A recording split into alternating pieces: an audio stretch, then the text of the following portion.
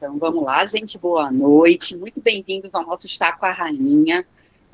Hoje, edição especialíssima, né, que marca os 50 anos da morte da Agatha Christie, né? Então, qual que é a ideia hoje? Hoje a gente fala um pouquinho sobre o legado dela, e para isso a gente tem, né, pessoas aqui incríveis, né, vocês todos, né, mas temos também Tito Prates, Carla Portillo, Adriana Salles, e todo mundo que quiser falar, quiser contar uma experiência, a gente vai conversando. A ideia é a gente conversar. Isso aqui é um clube de leitura, tá? E também, na sequência, depois a gente pensa em a gente falar durante uma hora um pouquinho sobre esse legado, e na hora seguinte a gente entrar propriamente no livro Ausência da Primavera, que foi, né, o que trouxe, o que veio para esse encontro, né, que foi crescendo. Era para ser só uma discussão de ausência na primavera, depois virou mais coisa, celebração aí, né, para a gente marcar essa data importante, né, para os fãs, né, para quem gosta de literatura policial, etc. Vou parar um pouquinho de compartilhar. E aí, queria, então, também dizer que todo mundo que quiser falar, conversar um pouquinho com a gente, é só... Acho que a gente se organiza assim, levanta a mão, sei lá, ou vai falando também, não tem problema nenhum, tá? Eu acho que eu vou passar um pouquinho a palavra, começar pelo Tito, né? Que é o nosso... Livre espancado à vontade. Né? Fala, Tito, como é que é? São 50 anos de uma pessoa super importante, né? Que já não... que faleceu, mas que continua publicando, não publicando, né, obviamente, mas que continua sendo publicada. Ela está mais, eu costumo dizer que ela está mais viva do que há 50 anos atrás. Né? Isso é verdade, né? Muitas adaptações, muitos relançamentos. Como é que você vê esse movimento? Bom, eu falei para vocês que eu ia pegar a minha biografia, tentei achar a vermelha, né? Eu não achei, aqui só tem a preta não tem índice remissivo, então eu não consigo pegar o ponto exato que eu gostaria de falar. Uma pena, porque teria coisa interessante lá que de cabeça eu sei as coisas, mas não sei situalizar direitinho. Então, infelizmente, vai ficar no ar. A biografia vermelha não está aqui e a preta não tem índice remissível. Por isso que eu falo, gente, esquece a preta e compra a vermelha, porque a vermelha é mais legal. Quem não teve oportunidade ainda, lê essa biografia do Tito, que é maravilhosa, Agatha Christie From My Heart.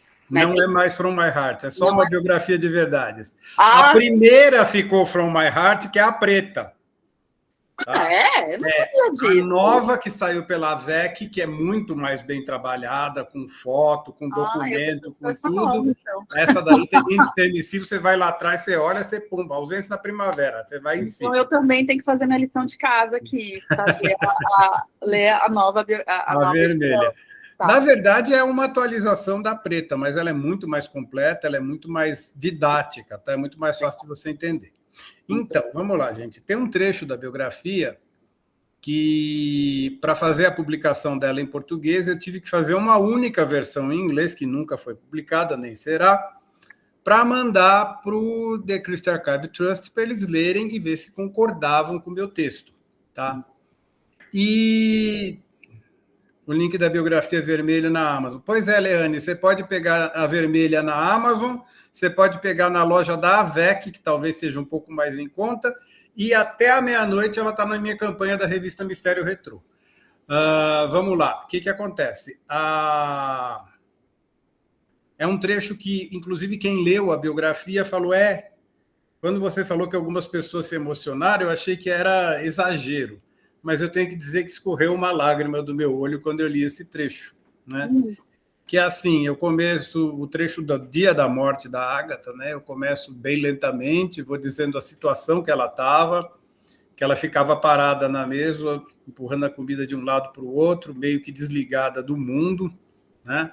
Ela já não estava mais dormindo no quarto dela, no andar de cima, ela tinha uma cama na sala de estar, e de manhã o Max ia para lá, saía do escritório dele, ia para lá e ficava com o livro dele trabalhando do lado dela. Na hora do almoço ele colocava ela na cadeira de rodas, ia por um corredor que existia na casa e almoçavam, aí ele trazia ela de volta para a sala de estar, que era onde ela estava morando, né?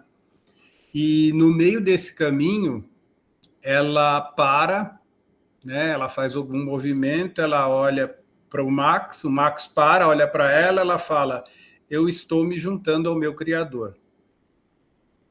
Aí, lógico, ele sai correndo, ele pega o telefone, liga para o médico local, era a cidade que eles moravam, e ele fala: vem depressa, né? E 5 minutos depois ele volta a ligação para o médico e falou: olha, não tem mais pressa porque ela se foi, né?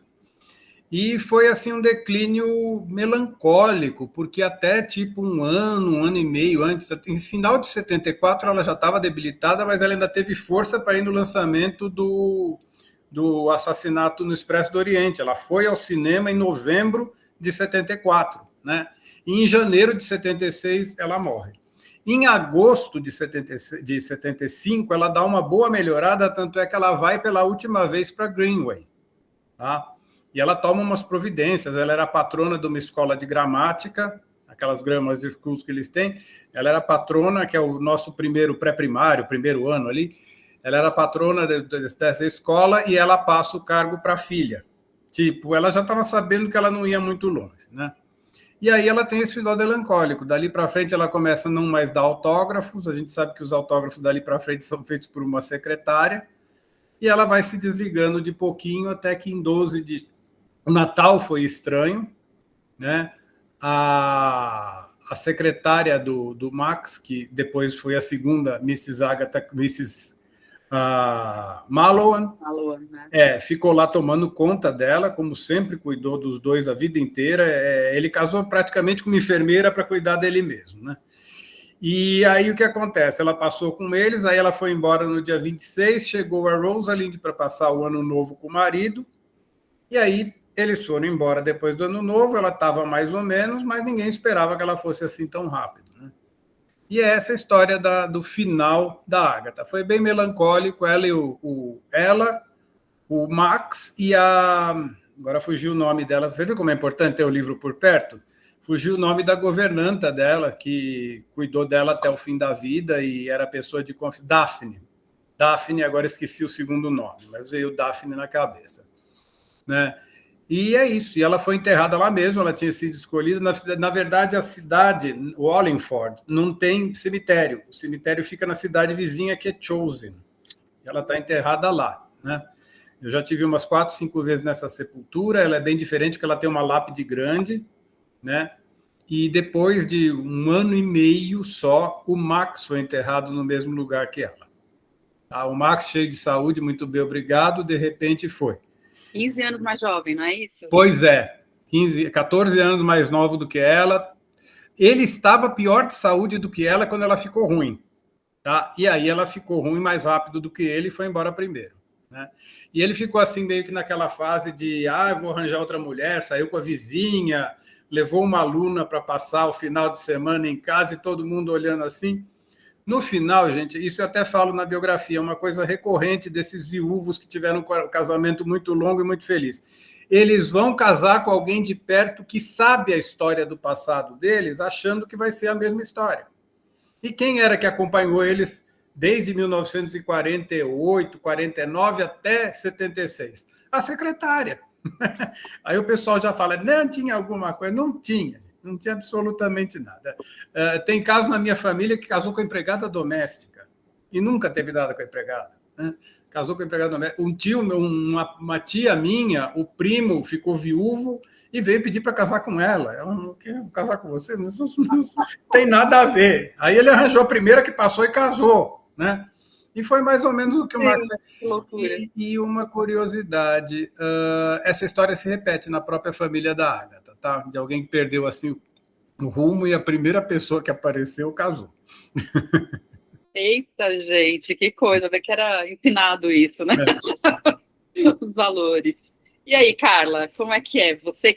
Você tem uma boa história de legado, né? Porque você vai escrever sobre as novas detetives, né? Olha, eu gostei muito, desde que você conversou comigo semana passada, vem, Carla, vem falar junto e tal, eu fiquei pensando, gente, eu acho que o que eu tenho para trazer, assim, que para mim é um motivo de muita alegria e de muito orgulho também, é o quanto esse caminho para a gente trabalhar a obra dela no meio acadêmico está se abrindo cada vez mais, né? Eu me recordo, assim, quando eu fazia mestrado, eu terminei meu mestrado no iníciozinho de 2004, então já tem vai fazer 22 anos agora em fevereiro. Tem bastante tempo.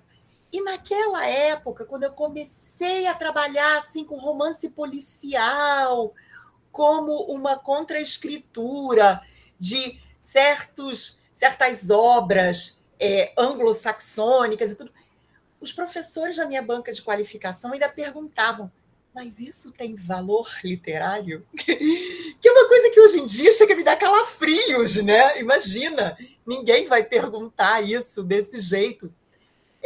Quando a gente sabe que não é a obra que você está estudando que tem que ser, entre aspas, julgada, mas sim o que você faz com aquela obra, né? Qual é o tratamento crítico que você dá àquela obra.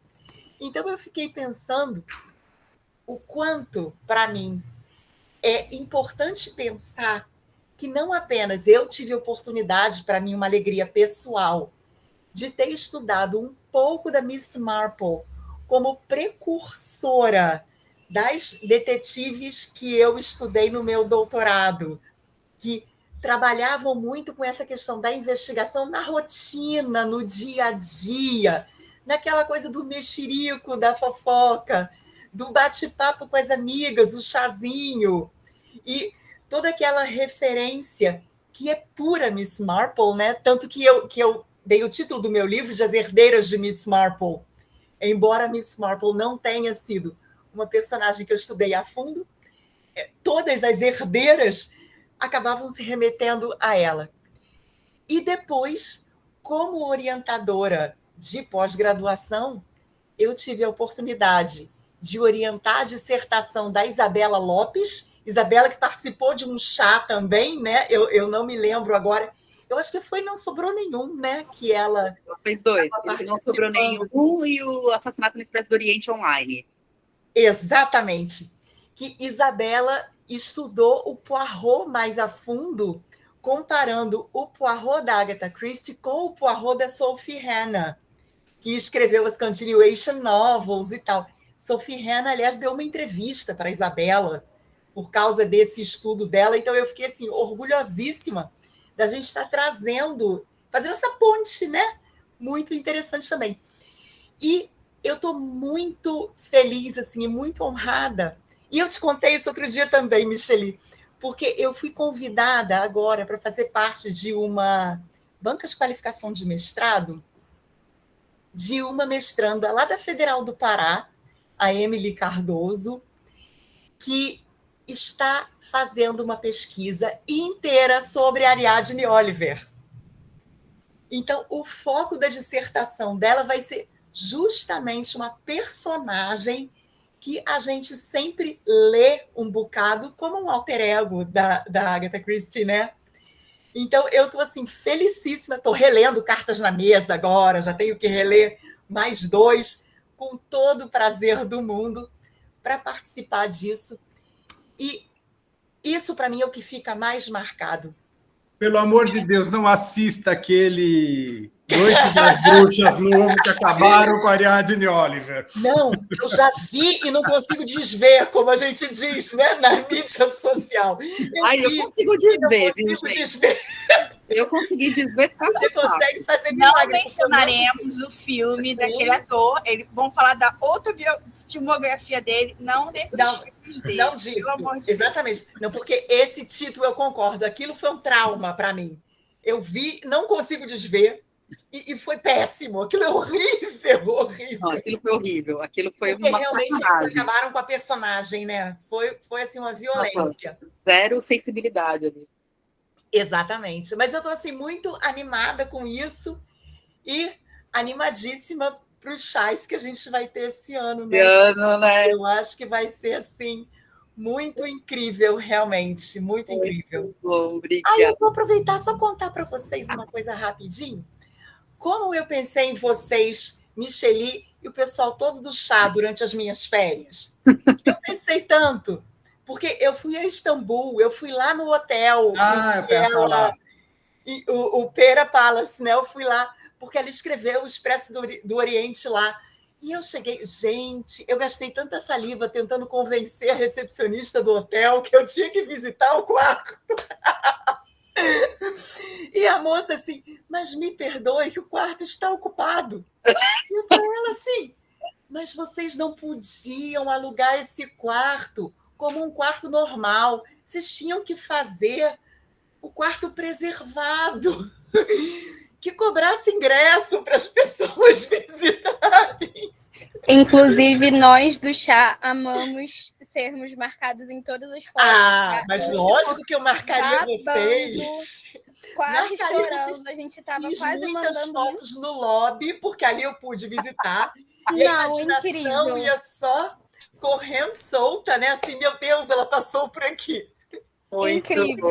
Foram incríveis mesmo. Babamos muito. Quando eu cheguei ao Egito, que eu estava com Morte no Nilo já salvo no meu Kindle para reler in loco. Eu tinha que reler Morte no Nilo lá durante o cruzeiro no Nilo que eu fiz.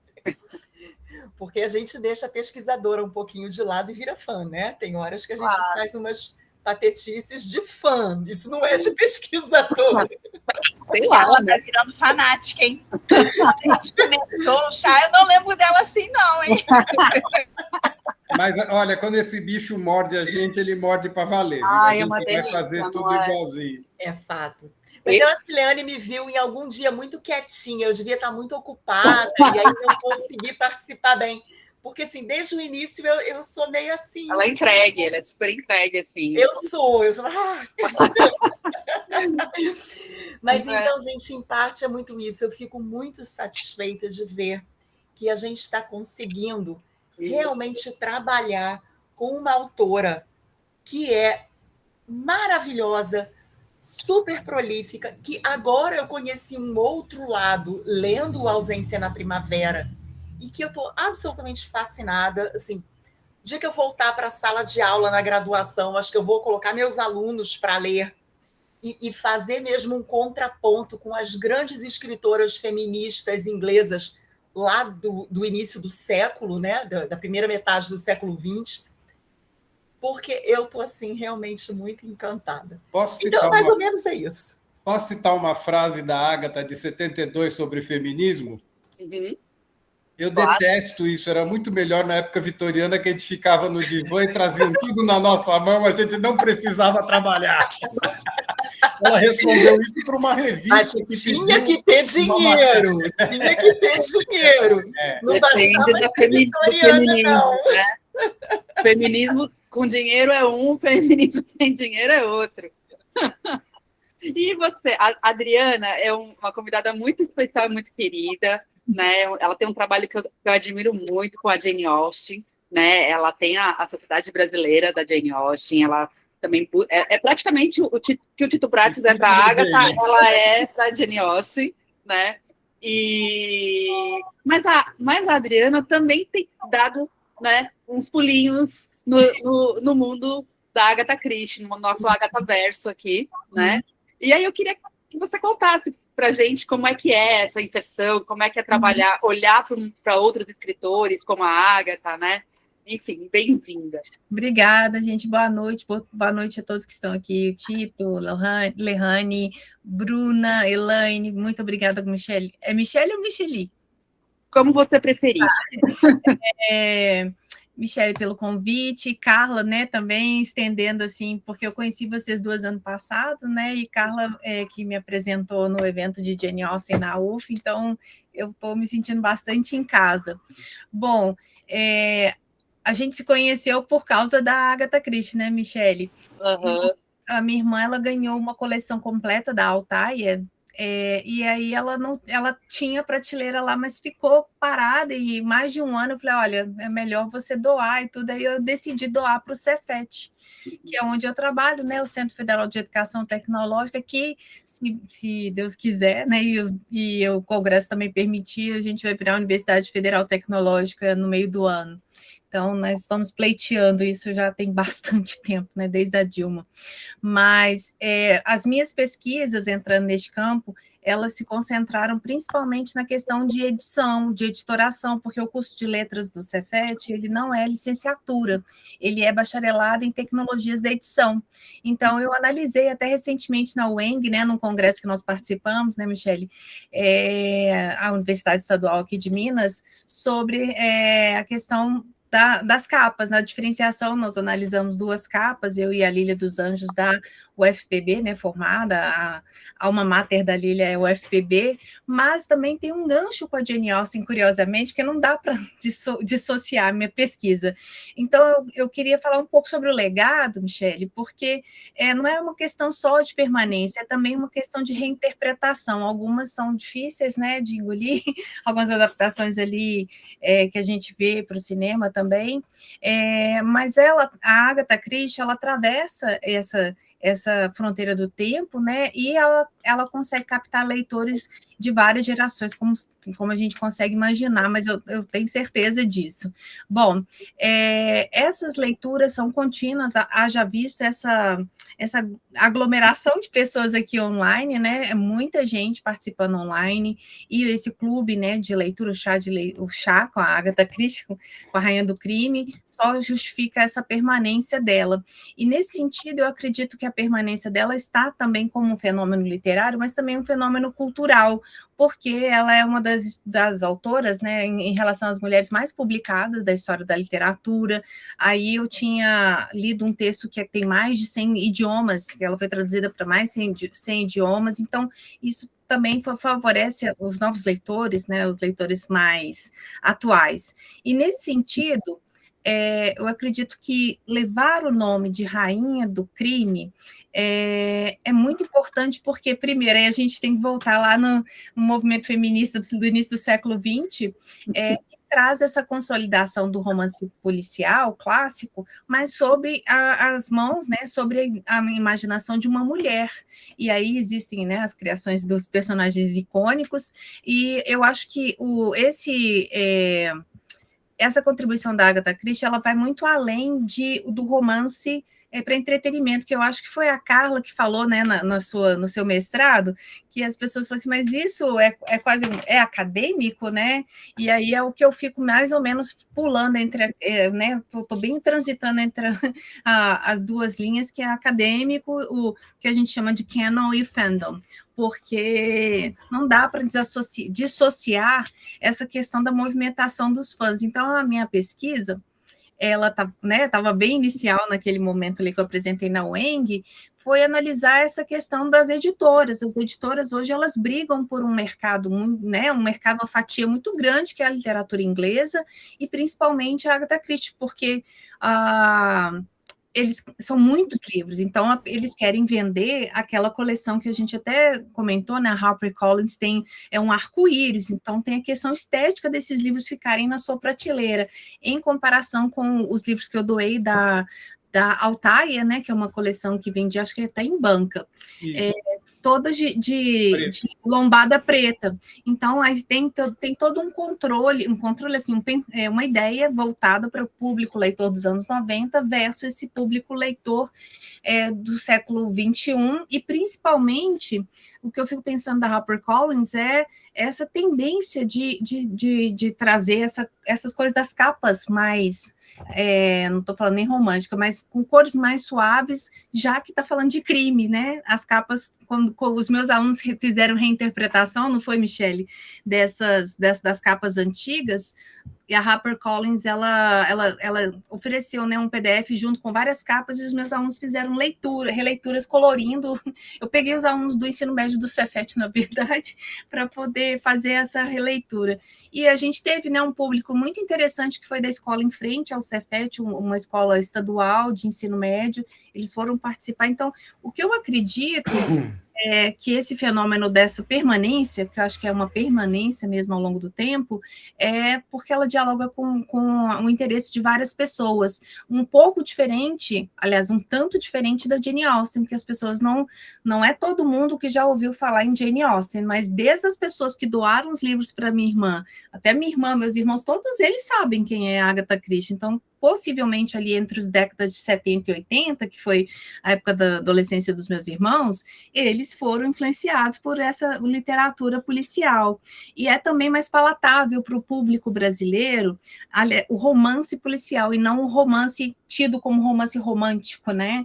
Que é o da Jane Austen. Então, ainda tem essa questão. A gente vê o público da Agatha Christie numa quase que igual, né? Uma igualdade entre os sexos. Da Jane Austen, não, 95% são mulheres.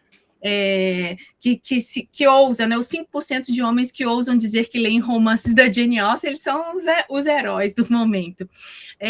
Vou passar a palavra para vocês. Eles são os estudantes de letras, Adriana. Nossa, e é uma coisa que a gente até conversou, né? O quanto que também o trabalho das capas convida ou não um público de homens, né, a ler determinados livros ou não, mas enfim.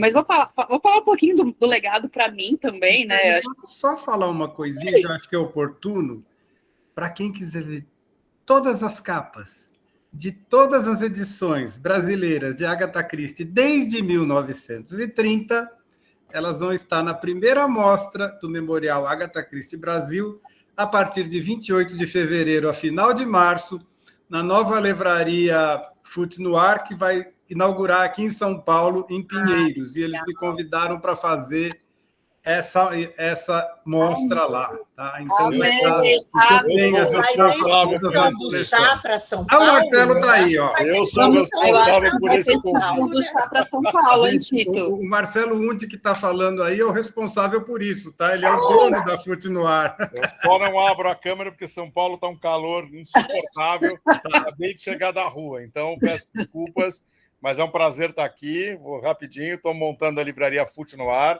Ela é especializada em suspense, mistério e afins, mais esportes. Então, é uma mistura aí que é interessante e diferente. Colecionáveis. Então, e a Agatha Christie é minha paixão. Começou Marcos Rey e Agatha Christie, e aí vai levar 51 anos depois a gente montar a livraria. Então, é um prazer e estou aqui aprendendo com vocês. Gente, eu estava aqui na tela e o Marcelo não estava aparecendo para mim. Eu sabia que ele estava aí. Tem um monte de gente aqui. Muito bom, gente. Eu acho que isso é incrível e muito nessa linha, né? Vou falar um pouquinho desse legado também da Agatha Christie comigo. Eu sou da área da biblioteconomia, sou da ciência da informação, né? E sempre fiz minhas pesquisas especialmente na área de organização do conhecimento e comunicação científica, então, até que um dia que eu falei assim, gente, eu preciso colocar um pouco mais de cor na minha vida, né? Um pouco mais de cor, e eu olhava assim, o que eu gosto, assim, Agatha Christie, a ponto de, assim, de pessoas que estudaram comigo na escola, criança, veem coisas de Agatha Christie e lembram de mim, assim. Eu sabia, é coisa dela, assim, eu recebo esse tipo de comentário até hoje, não sei o que, lembrei de você, mandei para você, porque eu sempre fui muito apaixonada por esse tipo de literatura, em especial da Agatha Christie, né? Legal. Aí eu falei assim, bom, o que eu gosto, né? Foi essa reflexão meio Joan Studmore lá, né? Assim, quem eu sou? Quem eu sou? Como é que é isso? E a gente estava justamente na pandemia, isolados, né? Então, lá em 2020, eu comecei a pensar, gente, o que eu posso fazer que tenha sentido, né? E me veio justamente a possibilidade de... Primeiro, eu pensei, vou fazer uma pesquisa, né? Nos meus moldes, do que eu sei fazer, vou tentar fazer essa pesquisa, fiz, né? Consegui até publicar, foi muito bacana esse movimento. E sempre falando com alunos, com os meus amigos, não sei o que, o pessoal, vamos fazer logo um clube de leitura, vamos fazer esse clube de leitura, vamos fazer esse clube de leitura. E aí eu falei assim, gente, eu quero fazer, mas eu não consigo. Mandei o edital lá para a universidade, não consegui bolsista, falei assim, meu Deus, ninguém vai querer trabalhar sem bolsa, tem nada, né, gente? Aqui estão os meus os meus extensionistas, todos voluntários, tá? Vamos tentar de novo esse ano, estamos com o edital aberto de novo, esse ano vamos lá de novo, quem sabe agora sai essa bendita bolsa, mas os alunos super compraram a ideia, e a partir do incentivo justamente da comunidade, assim, né, dos alunos, gente feliz, né, gente feliz trabalhando sem bolsa, imagine com bolsa, né, Karen? A gente, parece que o mundo se abriu para mim, por quê? Aumentaram os números de convite para falar de leitura, coisas que não eram exatamente minha frente de pesquisa, mas que eu comecei a entrar mais, né, para falar de design de capas, né, Adriana? Sempre relacionados ao universo da Agatha Christie, no caso, e assim, e conhecer pessoas do Brasil todo, o que me chamou super atenção isso. Tem uma pessoa muito especial, que é o Esdras, que é o Esdras Mateus, da UFPB, ele é professor de turismo, tá, gente? E ele trabalha os livros da Agatha Christie na sala de aula para falar dar exemplo de cruzeiro, dar exemplo de hotel de luxo, né? Porque a maioria dos alunos não teve ainda essa oportunidade de frequentar um ambiente desse, né? Então, pelos livros e pelas adaptações em filme, especialmente da Agatha Christie, porque ele é muito fã da Agatha, né? Ele traz... E ele foi um grande incentivador também disso, e foram pessoas que eu fui conhecendo através da pesquisa, né? Então, eu falei assim, gente, olha só que legado, né? Eu fico imaginando assim, a Agatha toda tímida ali, pensando que ela conseguiu mover um monte de gente doida, assim, né? Para se conhecer, estudar, conversar, ler, refletir, né? O colega aqui, o Marcelo, que abriu uma livraria para isso, né? Achei assim, eu acho que tem muita coisa rica e que parte justamente desse fenômeno cultural, como a Adriana coloca, né? É um fenômeno cultural, e a literatura, o que é a literatura, né? Aprendi lendo os textos da Carla, né? Ela tem que ser um reflexo. Quem decide o que é o canon ou o que não é, né? Como que a gente decide isso? Quais são as forças, né? E onde está realmente a força? A força está no apelo público, eu acho, assim. Quem mantém a Agatha viva 50 anos depois, né? É justamente essa vontade de reler os livros, vontade de rever filmes, de ver novas adaptações, videogames, quadrinhos, escambau, né? Faz aí um porta-copo que eu compro. Jogo, né? Quebra-cabeça, baralho, né? Diário. Estão trazendo agora para mim na Inglaterra uma caixa com 100 cartões postais, que cada um é uma capa de um livro dela. Essa coisa maravilhosa, achei encantador. Ai, chiquérrimo, né? Ele é a nossa referência mesmo. Fica da Ana Paula Ló. Comprei na hora, mandei vir da Amazon, paguei, né? Divide em 10 vezes e fecha o olho. É isso aí, né? Eu tenho a vontade de ter quem traga, que é muito mais barato. Mais fácil. Mais fácil. E aí, eu queria também abrir um pouquinho o microfone. Alguém quer falar um pouquinho dessas experiências? Alguém quer repetir uma conversa aqui? Quer falar um pouquinho mais desse legado? Né? Acho que a gente tem... Enfim, e tem o chá que estamos aí, né? A gente já está um ano e meio. Fala, Leane, né? Com esse legado que é maravilhoso. Sempre vou falar, não consigo me conter, né? Eu acho assim, engraçado que a minha história com a Agatha já tem mais de quase 30 e poucos anos, né? Comecei a ler final da adolescência, ganhei muitos livros, comprei muitos livros durante a faculdade, né? Mas, assim, e é muito engraçado, né? Porque aí fiquei muito tempo sem ler, e aí eu comecei a reler quando eu comecei a participar do chá, né? E é muito interessante, eu estava pensando assim, como é que a gente faz as leituras diferentes, né? Porque quando eu estava adolescente lá, final da adolescência, quando eu estava na faculdade, eu gostava e eu lia, porque eu gostava de romance, sempre gostei de romance policial, mas, na verdade, era uma forma de diversão, né? E aí o parênteses, né? E me abriu também para ler. Adoro todos esses autores da Era de Ouro do romance policial, tenho vários deles, sou fã das mulheres, né? Das rainhas do crime. Temos só a Agatha, temos as outras também, que tem livros muito bons também, né? E agora, quando eu relendo já mais de 20 anos depois, já com 40 anos, como é que a gente consegue perceber, formada com experiência de vida, com experiência de academia? E aí eu fiquei assim, quando a gente leu O Mistério do Caribe, que eu estava vendo aquelas coisas todas, eu falei assim, nossa, é muito mais do que só aquela primeira leitura é a diversão, né? A segunda, terceira leitura, como é que você vê que não é só uma simples conta diversão. Tem várias coisas ali no meio. Tem um conteúdo muito rico, né? E uma coisa que a gente fala assim, a imortalidade do livro é porque só no Brasil quantas coleções diferentes, a Adriana falou da Altaia, falou da HarperCollins, quantas coleções diferentes da Agatha Christie a gente tem, né? Tem o da Nova Fronteira, o pequenininho, o grandão, o capa dura, o capa mole, tem de para todos os gostos, os coloridos, então tem coleção para todo gosto. Dá para fazer uma biblioteca inteira só das coleções dela, né?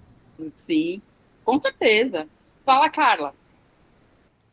Gente, eu tenho que comentar o que Leane colocou agora, porque eu sou uma grande entusiasta da releitura. Eu brinco muito com os meus alunos, que eu digo assim, não, eu tenho que reler as coisas sempre quando eu vou dar aula, para lembrar dos detalhes. Mas isso é desculpa assim, de fachada. A gente diz isso porque tem que contar isso para a turma. Mas eu sou uma grande entusiasta da releitura. Por quê? Você lê um livro com 15 anos de idade, você é uma pessoa. O livro, ele permanece o mesmo. Você pega de novo aos 30, você é outra pessoa lendo aquele livro. Então, o próprio nome, a própria palavra releitura, ela não é muito exata, porque não é a mesma pessoa que está lendo. Uhum. Você era uma pessoa adolescente, você é outra pessoa, uma jovem adulta, você é outra pessoa, uma adulta mais velha um pouco. E a cada vez que você relê, você pega coisas completamente diferentes. Então, eu uso isso como desculpa nas minhas aulas, dizendo, não, eu tenho que me lembrar dos detalhes, então eu tenho que reler sempre. Mas é um grande prazer reler, né? E se a gente pega a Agatha mesmo, quando a gente começou as leituras no chá, eu falei assim, esses primeiros livros eu li todos, porque eu não li a coleção inteira, então ainda tem muita novidade para mim. Mas os clássicos, os grandes, eu tinha lido tudo. E aí eu fui lendo de novo, eu sabia o assassino, eu sabia muita coisa.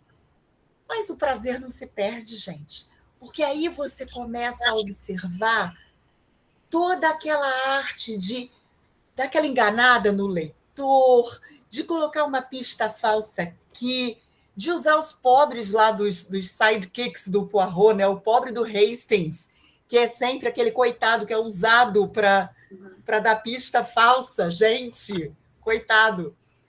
Então, a gente vai observando que reler traz um prazer tão grande, né? É realmente um deleite enorme. Muito bom. Tito? Então, pegando o gancho da Carla, o que acontece? É uma coisa que quem é fã de Agatha Christie não gosta de ouvir falar besteira, né? Ela tinha um vizinho em Greenway, que ficava... Greenway, a estrada termina dentro da casa dela, praticamente. Do outro lado da estrada, na margem do rio, tinha um cara chamado Robert Graves, que ele era um crítico teatral, e ela dedicou um dos livros dela, um dos últimos, para ele. E ele ficou quietinho, aceitou. Lógico que depois que ela morreu, depois que a pessoa morre, gente, aparece esse povo para falar. Ele falou assim, a literatura dela vai ser esquecida em 10 anos. Talvez ela seja lembrada um dia pelas peças de teatro, mas a literatura dela é totalmente esquecível. Alguma de vocês já ouviu falar do Robert Graves, até eu citar? E da Agatha Christie, vocês já ouviram? Eu acho que ela errou feio, né? E ainda sob essa ótica do caleidoscópio que a gente tem quando a gente está relendo uma Agatha Christie, vem uma coisa que eu falo que hoje é o grande valor da obra dela e que isso não vai morrer nunca, tá? ela mostra 50 anos de evolução da sociedade inglesa, passando por 2 guerras, daquela realidade vitoriana até a alucinação dos anos 70, passando por drogas, por rock and roll e por tudo isso.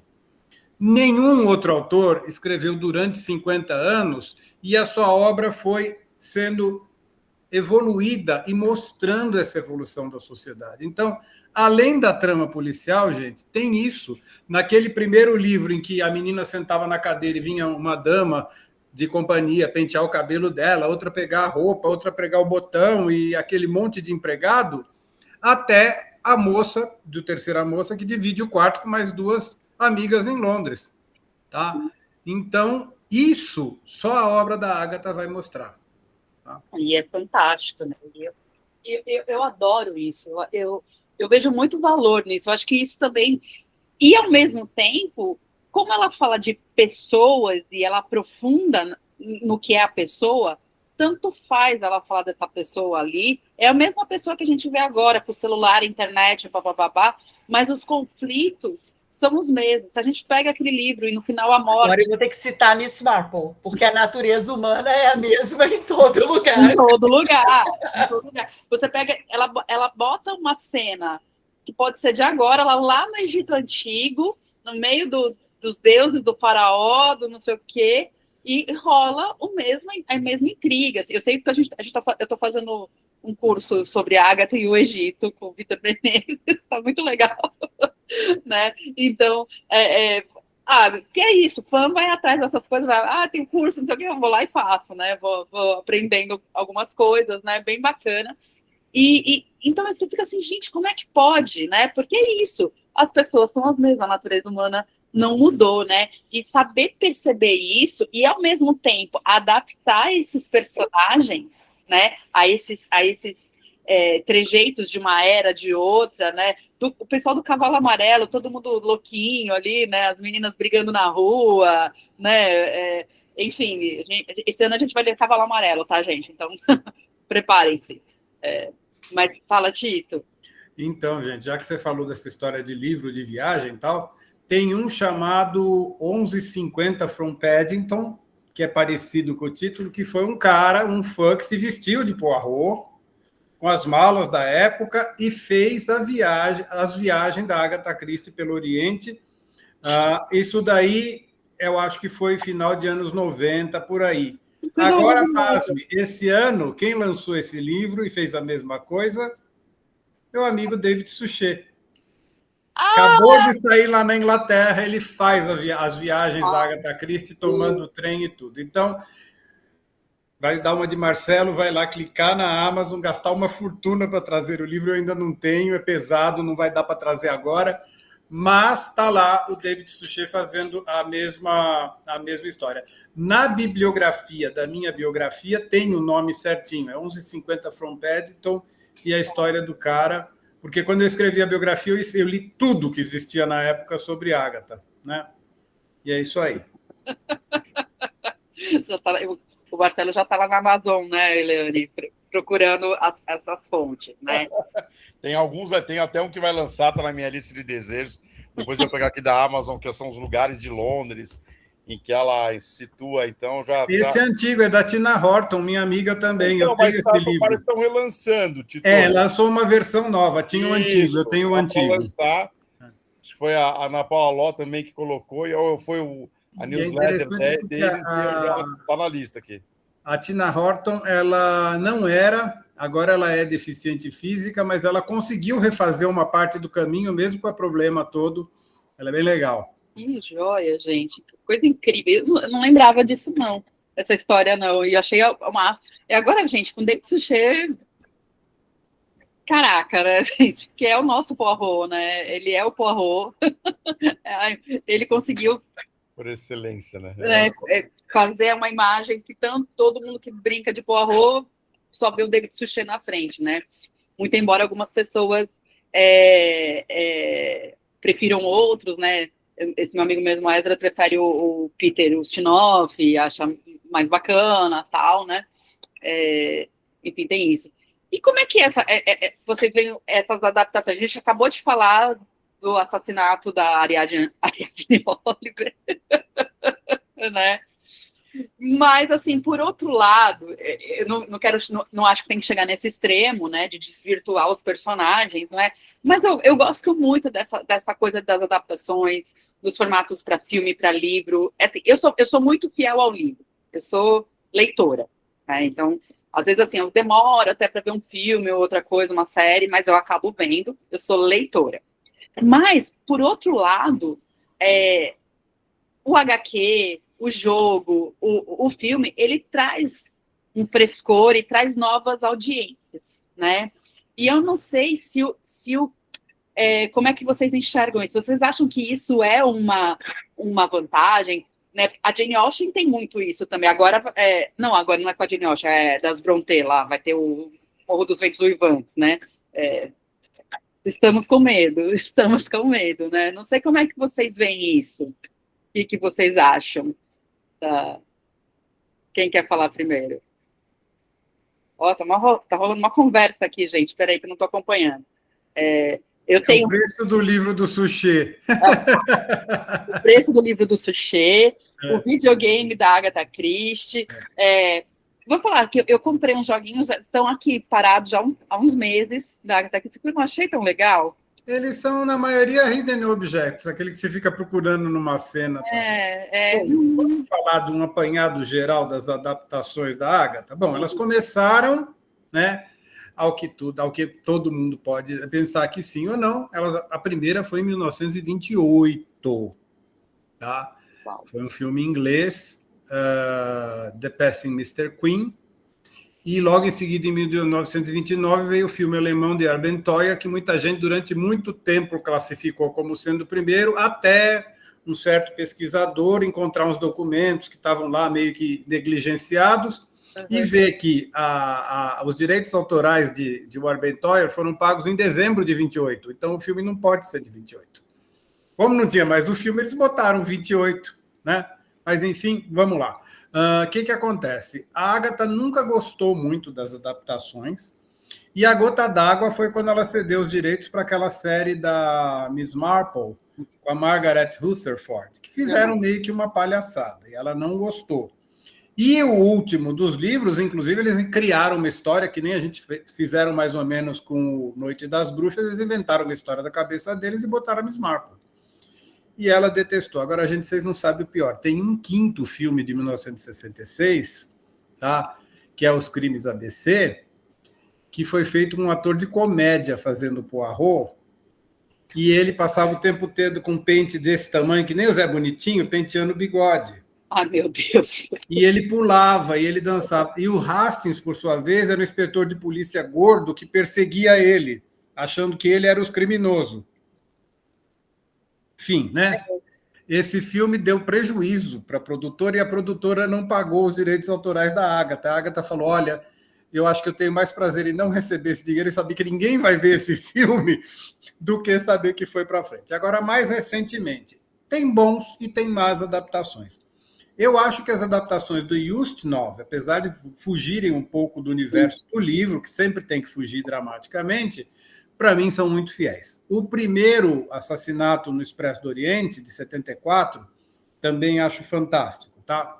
O assassinato agora do Kenneth Branagh, ok, ele não fugiu muito, ele ficou ali insonso. Já no Nilo, o navio derivou, né?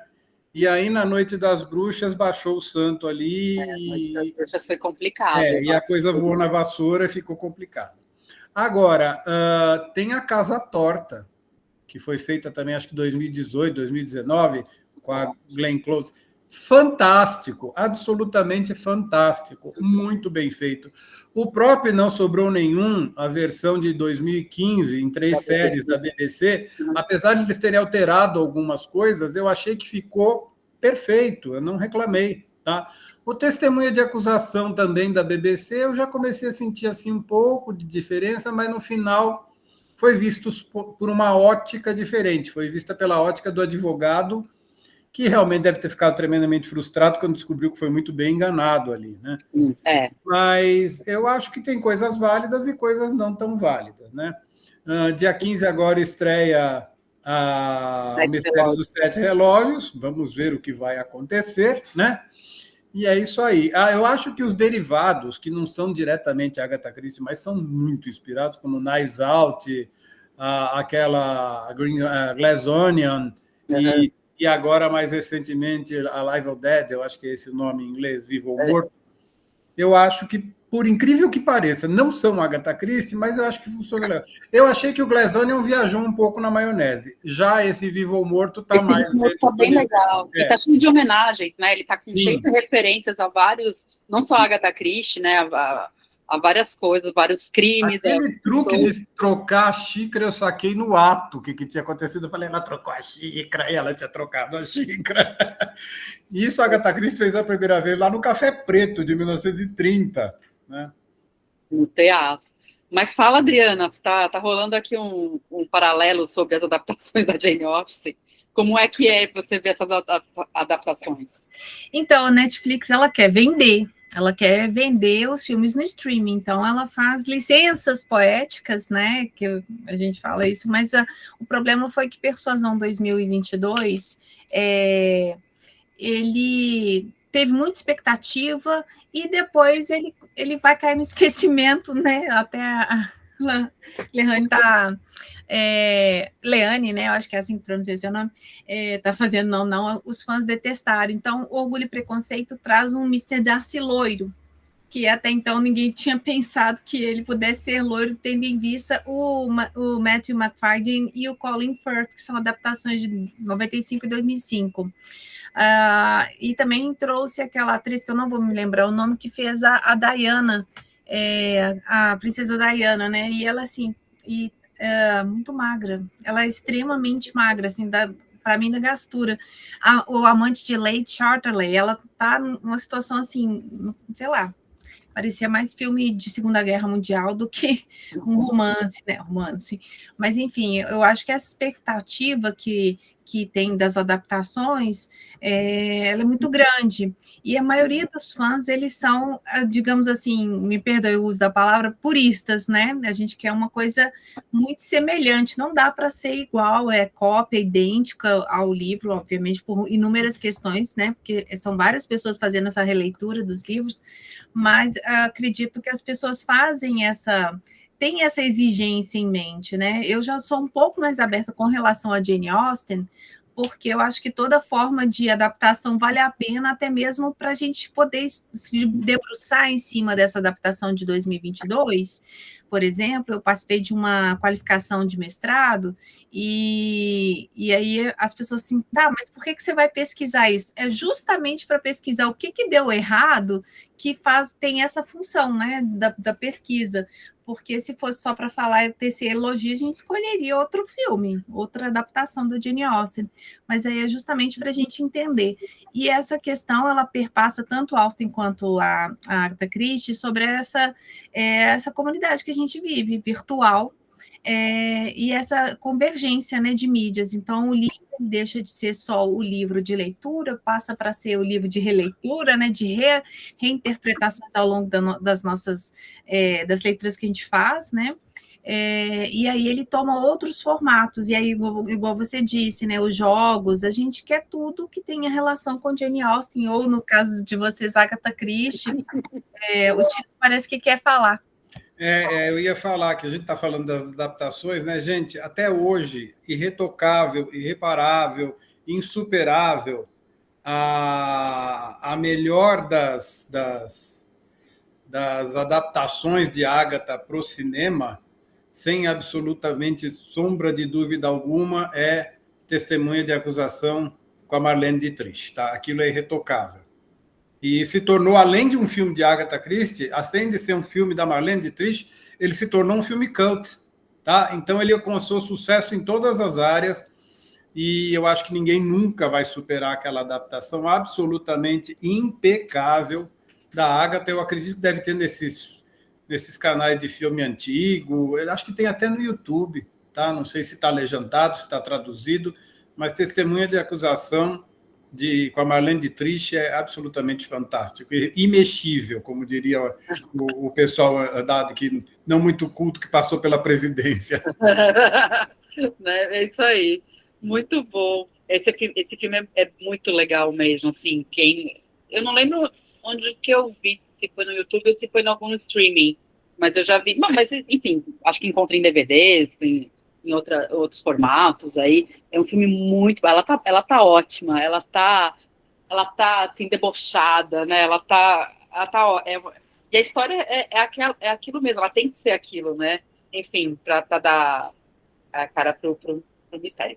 Gente, eu assisti a peça de teatro no London Court Hall, que era onde a Agatha imaginou que foi o julgamento. Gente, foi absolutamente... Você podia até pagar mais caro e sentar no lugar do júri, mas eu paguei um baratinho em cima, porque já custava 40 libras, gente, já não dava para pagar 300 libras num lugar. Mas absolutamente fantástico. E detalhe, ela está começando a seguir os passos da Ratoeira, tá? Que ela era para ficar 1 ano em cartaz, já foi para o segundo, parou com a pandemia, voltou e a peça está lá. E dificilmente eles vão ter uma peça de tribunal para colocar ali, e o lugar se tornou uma atração turística da cidade de Londres também. Nossa, preciso assistir então, gente. Eu só fui a Ratoeira, né? Ai, tanta coisa para ser feita nesse mundo ainda. Mas, gente, eu acho que agora a gente pode começar a falar do livro, né? Eu trouxe aqui o nosso... para falar de Ausência na Primavera, para falar de uma Agatha diferente. Trouxe aqui nosso resuminho aqui, deixa eu compartilhar aqui com vocês. No chá, a gente sempre tem... De 2025 para cá, a gente começou a fazer uma apresentação, né, para relembrar os pontos da história, enfim, passar algumas coisas, né, e esse livro, eu já li algumas vezes, assim, eu gosto muito desse livro, todo mundo, né, quando pergunta assim, qual é o seu livro preferido da Agatha? Bom, então não é de mistério, é o Ausência na Primavera, né, é uma outra Agatha, né, uma outra vida, mas que tem, eu acho que tem muito, você pensar, eu sou fã de literatura de gótica, de horror, gente, tem um horror aí nesse livro que é horrível, assim, o que a mulher passa me dá até, assim, falta de ar, né? E uma das frases que está no livro que me marca muito é isso: se você não tivesse outra coisa em que pensar a não ser em si mesma, o que será que você descobriria em relação à sua própria pessoa, né? E é uma provocação que eu acho que todo mundo deveria se fazer pelo menos uma vez na vida, sabe? Pensar, né? Será que eu sou isso que eu acho que eu sou mesmo, né? Enfim, fazer uma reflexão, uma coisa meio até psicanalítica aí, né? Sei lá, mas tanto que no final ela vai até conversar, né, com a princesa russa, né, que vai fazer meio que esse papel, né? Eu acho muito, muito interessante essa conversa, né? Trouxe aqui algumas capas, diferentemente dos outros romances, né? Não encontrei muitas publicações em língua portuguesa, né? A gente sempre costuma ver. Esse livro é de 1944, tá? Aí o Tito me corrige, né? Eu não sei se é isso mesmo, mas parece que ela estava lá junto com o Max Mallowan em algum lugar e ela pediu uma máquina de escrever, um cantinho para escrever, e falou: preciso datilografar esse livro, preciso escrever. Ela chegou de uma viagem que ela foi ver a filha em 44. Ela estava em Londres, trancada em um apartamento durante a guerra. Ela ia para o hospital de manhã, trabalhava e voltava à tarde. Ela trabalhava 5 dias por semana no hospital como voluntária, de novo fazendo o papel de dispensária na Segunda Guerra. E ela faltou numa segunda-feira, porque ela começou a escrever o livro na sexta-feira e não parou até a noite do domingo, enquanto o livro não saiu. Tá? Aí, exausta, vai rolar, né? Isso aí. Muito bom. E é interessante essa história, porque ela realmente, ela falou, eu fiquei tão cansada que eu me senti doente, porque eu não parei de escrever. E não é um livro tão curto assim, não. Não é. Não é. E tem muita coisa ali, e os capítulos são histórias, cada capítulo ela puxa um arquivo, né, um dossiê ali e vai lendo, né. Enfim, eu acho que as capas, elas estão... o que eu tenho é esse, o primeiro, né, o lilazinho, o roxinho, né, que é o da primavera, né, que tem essa coisa das flores, né? Mas existem essas outras capas também que eu acho que, inclusive, são mais, não as simples, né? Mas aqui essa de baixo, a primeira de baixo, e essa moça no Bagdá, nessa porta árabe, né? Tipicamente. Eu acho que esse da porta árabe e esse outro que ela está, eu tenho impressão, não sei, eu acho que são edições portuguesas. Esse Mary Westmacott grandão com borda preta é português. E esse A Ausência foi a pequena coleção Agatha Christie da Nova Fronteira, que apareceu primeiro aqui. E aí eles resumiram os nomes, que a Ausência na Primavera, eles colocaram a Ausência, a Cargo, o Conflito, a Filha, o Retrato e o Gigante. Eles abreviaram o nome de tudo e fizeram a O. Tá? Enfim. Eu sempre comento com vocês as capas das versões que eu leio em inglês, né? A versão que eu li em inglês é exatamente essa capa roxinha, igualzinha. Essa aqui. E a versão que eu li em inglês é essa capa, é essa daqui. Olha. Essa é a versão da HarperCollins de 2017, que é aquela capa azul ali, em preta. Muito maluco. Bom, aí eu peguei essas informações lá do site da Agatha, tem o Agatha Christie, né, o site oficial dela, né, e tem uma parte falando da Mary Westmacott, daí tem o neto dela falando, que é o Matthew Pritchard, tem a Rosalind falando também, né, então, o que ele colocou, né, escrito sobre o pseudônimo de Mary Westmacott, esses romances deram à minha avó a oportunidade de explorar melhor a psicologia humana que tanto a intrigava, livre das expectativas de seus fãs de mistério, né, tanto que ela fez isso realmente com um pseudônimo, né, e consta que ela ficou muito brava quando um jornal descobriu, e acho que ela conseguiu ficar 20 anos oculta ali, e aí o jornal descobriu, ela ficou passada, porque ela falou assim, não perdi minha liberdade, assim, né, de escrever. E ele diz, né, que a minha mãe, a Rosalind, a filha da Agatha, o chamava de histórias agridoce sobre o amor. Achei a Rosalind tinha uma visão muito crítica sobre esses livros, ela não gostava, porque ela sabia que fazia referências à vida dela. E principalmente o Retrato e o Gigante. Agora, o que acontece? A Agatha sempre foi muito cordial com o segundo editor dela, até o final da vida ele foi editor dela, né? O Ed Cork, e foi a única vez que eu vi ela mandar uma carta extremamente desagradável para ele. Essas cartas são 5.000 cartas dela que estão arquivadas na biblioteca de Exeter, tá? Você precisa de uma licença especial para acessar, tem que ir lá com um traje especial, sem caneta, sem celular, sem nada, e você acessa esse arquivo. Eu passei 10 dias trancado lá dentro, e essa carta realmente ela fala que isso nunca mais se repita. Como é que eu fiquei sabendo através de um jornal que tinham revelado isso e você não me avisou? Mas ela estava viajando, né? E foi assim, saiu no jornal de repente. E foi não sei quem que conhecia, não sei quem que fofocou para o jornal, tá? Gente, que bizarro, né? É isso, enfim, ela não gostou, era um pseudônimo, era para ser um pseudônimo. Fala, Leane. Desculpa, só saindo um pouquinho na tangente, essa que você falou da carga, a tradução é da Clarice Lispector, tá? Eu tenho tanto a versão encadernada quanto a versão minha. Meu Deus, gente. Isso é 1990 nos secos. Essa daí é essa carga, e Cai o Pano foi traduzido pela Clarice Lispector também. Sim. Até a Tag fez uma edição especial eu não sou assinante Tag, tá, gente? Mas eu tenho esse livro da Tag, porque é o da Agatha Christie, né? E coloca lá isso em destaque, né? Aparece o nome da Clarice Lispector enorme ali, né? Para valorizar o produto, né? Claro. Mas vamos lá. A filha dela disse o seguinte, né? Que o nome foi escolhido após alguma reflexão. Mary era o segundo nome de Agatha e Westmacott o nome de alguns parentes distantes. E que ela conseguiu, então, manter essa identidade por alguns anos e ficava feliz de saber que os livros tinham um modesto sucesso, né? Era um sucessinho, assim, uma coisa. Nada como foi, né? O romance policial na vida dela, né? E aí isso está na biografia dela, né?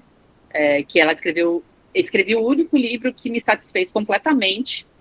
Era uma nova Mary Westmacott, porque esse foi o terceiro com o pseudônimo, o livro que eu sempre quis escrever, que estava claro na minha mente. Era o retrato de uma mulher com uma imagem completa de si mesma, do que ela era, mas sobre a qual estava completamente enganada. Através de suas próprias ações, seus próprios sentimentos e pensamentos, isso seria revelado ao leitor. Ela estaria, por assim dizer, constantemente se encontrando consigo mesma, não se reconhecendo, mas ficando cada vez mais inquieta.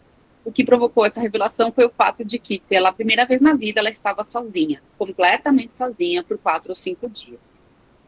E aí ela coloca isso que o Tito colocou, né? Escrevi esse livro em 3 dias seguidos, escrevi sem parar. Acho que nunca estive tão cansada.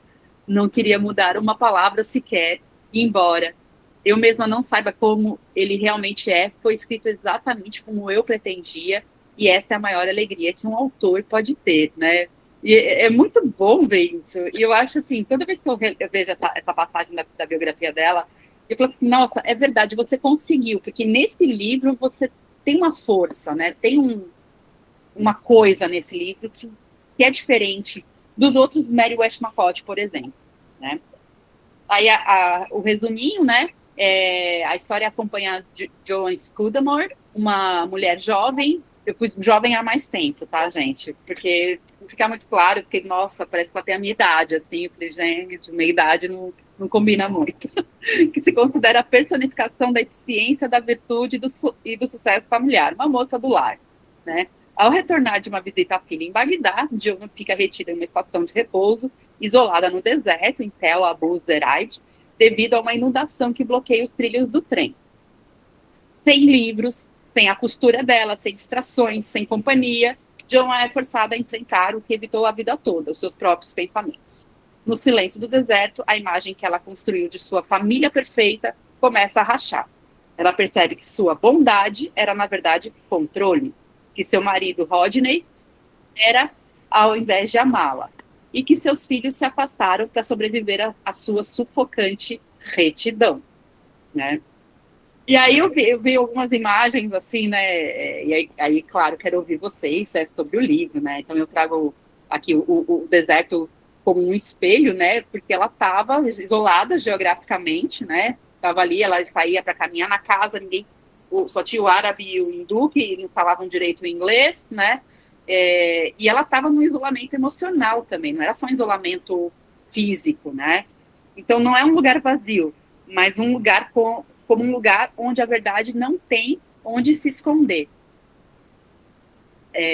A bondade cruel também, né? Para mim, um dos pontos de tensão que eu vi no livro é essa percepção dela, de que forçou o marido a desistir dos sonhos, né, como a vida na fazenda, a questão da agricultura, em nome de uma segurança financeira que só interessava a ela. Tudo isso enquanto se convencia de que era uma esposa dedicada, né? E também o final ambíguo, né? Você que conseguiu ir até o final do livro, mas o desfecho, eu acho... eu sempre vejo comentários sobre esse desfecho, né? E eu acho que ele é bastante perturbador, porque ela volta para casa, ela vai para a rotina e ela tem que tomar aquela decisão, se ela vai ser uma nova mulher ou não. Fala, Tito. Bom, 2 coisas que eu me pergunto, tá? Primeiro, quem foi essa mulher que inspirou a Agatha a criar isso? Porque não é a história dela em absoluto, tá, gente? Não é a história dela em absoluto. Talvez fosse a história dela um pouco se no reflexo do marido, se ela tivesse continuado casada com o Art. Tá? Mas não em relação ao Max. Então eu fico pensando assim, eu olho no universo da Agatha de 1940, quem poderia estar ali à volta dela que faz isso? Talvez seja alguém ligado à família do marido da Rosalind, né? Alguém ali, uma avó, alguma coisa, que nessa época elas estavam muito juntas, tá? Isso é um. E 2, quando eu estava no meio do livro, que começou aquela história toda, eu falei, essa mulher vai voltar para casa e quando ela voltar, ela vai fazer tal coisa, que foi exatamente o que ela fez. Ai, gente, que difícil. Não vou falar para não dar spoiler para quem não leu. Gente, quem não leu não tem que vir no chá, tá? Vamos lá, a gente fala spoiler sim, mas fala, Carla. Eu acho tão interessante, porque assim, Eu não faço a menor ideia, claro, se ela se inspirou em alguém ou não, mas eu não sinto necessidade de saber, porque eu vejo muito como ela conseguiu ter uma percepção tão rica e, ao mesmo tempo, tão agridoce. Realmente, eu concordo com a Rosalind, que é extremamente agridoce, do que seria o papel social esperado de uma mulher de uma classe social mais elevada, né, na Inglaterra, na primeira metade do século XX. Porque eu acredito que seja isso, né, gente? O livro foi escrito em 1944, mas ele se passa antes da Segunda Guerra. Então, assim, acredito que anos 30, talvez segunda metade dos anos 30, porque eles já falaram de Hitler estabelecido e tal. Uhum. E eu vejo muito assim, como ela conseguiu fazer uma representação muito humana, muito dolorosa do que é uma mulher que conseguiu ser bem-sucedida socialmente aos olhos dos pares. Tanto que a amiga dela, entre aspas, a Blanche, diz: você continua sendo aquela mesma garota que estudou na escola interna e tal. Porque ela obedecia a todas as regras. Então, ela conseguiu construir uma persona que era da esposa perfeita, entre aspas, a dona de casa perfeita, aquela que fazia tudo o que se esperava que ela fizesse. E talvez por isso seja uma atmosfera de horror tão intensa quando ela se vê absolutamente sozinha, porque se ela não tinha comunicação com os funcionários ali da casa, ela estava sozinha, né? Ela não tinha com quem falar. Quando ela se vê completamente despida desses papéis sociais. Porque ali ela não era esposa de ninguém, ela não era mãe de ninguém, ela não era amiga de ninguém, não era dona da casa, não era vizinha, ela não era ninguém além dela mesma. E essa dor para ela de descobrir quem ela mesma era, porque conforme ela vai pensando, né, ela sempre soube de tudo que ela aparentemente descobre. Ela não descobre, ela já sabia disso tudo. Ela só não tinha coragem de realmente olhar de frente para o que ela já sabia. E por isso a gente percebe esse horror tão grande nesses dias em que ela viveu ali. Essa epifania que ela tem, o se descobrir, né, que é tão pesado, tão doloroso, que eu fiquei bem satisfeita no fim do livro que a gente não tenha tido um final feliz. Porque eu acho que a carga crítica da autora foi bem mais... não sei, talvez mais... está me faltando até a palavra agora, porque eu admirei tanto o fato dela não ter sucumbido à tentação do final feliz. Eu achei tão maravilhoso, achei tão necessário aquele final, assim, muito realista e muito duro. Assim, a vida dela seria muito mais fácil se ela não enfrentasse todos os demônios que ela descobriu lá no meio do deserto. Se ela colocasse de volta tudo para baixo do tapete e seguisse como a pessoa relativamente perfeita que ela tinha construído, né? Ai, gente, eu fiquei muito apaixonada. Muito apaixonada. Fala, Leane. E o interessante também, a Carla até comentou, como você vê como é que está muito estereotipizado os papéis da mulher, né? Ela é a Jo, então ela é a dona de casa perfeita, ela ainda se olha no espelho, nossa, ainda estou jovem, tenho uma casa super organizada, meus empregados são todos organizados, não sei o quê. Aí a Blanche, que é amiga, nossa, porque largou a escola, saiu com homem casado, depois foi com outro, depois já estava no terceiro marido. Nossa, ela parece que ela tem 60 anos, está envelhecida antes do tempo. Você vê no rosto os sinais da vida que ela passou cheia de rupturas, que não foi aquela vida clássica. A Leslie, que é a esposa lá do capitão lá que é preso, é a triste. Nossa, porque ela não conseguiu, porque então, assim, tem esses adjetivos que vai estereotizando os papéis do que a mulher deve vir na sociedade inglesa, né? Que é então aqui seguiu os parâmetros, que fez tudo direitinho, que manteve as crianças bem educadas, está ainda jovem, bonita e tal. E as outras lá, que tenham acontecido alguma coisa, ou por vontade própria ou não, sofreram e mostram no rosto o que passou pela vida, né? E eu pensei muito assim, quando eu estava lendo o livro, veio logo na minha cara aquele ditado que é bem inglês mesmo, que é fecha os olhos e pense na Inglaterra, né? Que tem vários significados, né? Pode ser que usava na época vitoriana aquilo, fecha os olhos da questão sexual, a mulher lá casou, fecha os olhos e pensa na Inglaterra. Mas também tem a questão do dever e do sacrifício. E ela fala que precisa estar trabalhando, né? E é o que o Rodney faz, né? Ele sacrificou os sonhos dele, né? E depois, quando ele fala lá com a filha, fala para a filha dele, você quer que esse seja o futuro do doutor lá, do médico lá, que vai ser um homem pela metade porque não vai conseguir fazer os sonhos dele e não sei o que é isso que ele usa e cai que nem uma pedra na coitada da menina, né? Então tem aquela larga e não vai ser... E odiou o pai, nunca mais falou com o pai, acabou o relacionamento com o pai por causa disso. O livro é bem assim. E aí eu pensei muito nisso, né? Veio logo na cabeça, né? Outra coisa também que é bem interessante é que eu estou fazendo terapia já tem 1 ano e meio. E, cara, eu falei assim, pô, isso aqui é uma sessão parece uma sessão da minha psicóloga. Meu Deus do céu! Não é biblioterapia aqui, tá, gente? Não, não tem informação. O que é isso? Com 40 e poucos anos, conversando sobre como é que tá a minha vida hoje. Eu falei assim, meu Deus do céu, por que eu me cheguei com esse livro? Porque eu amo esse livro, porque eu adoro esse livro. Mas olha, vocês sabem que Freud era um grande leitor. Freud era um grande leitor. A literatura tem muito de terapia, sim. A raça humana está ali, ó. Cabe a gente ir percebendo. Nossa, bom, existem vários exemplos, né? E é isso que acho que vocês colocaram, né? Estava naquele recadinho que a dona da escola, que a diretora da escola passou para ela antes dela se formar, né?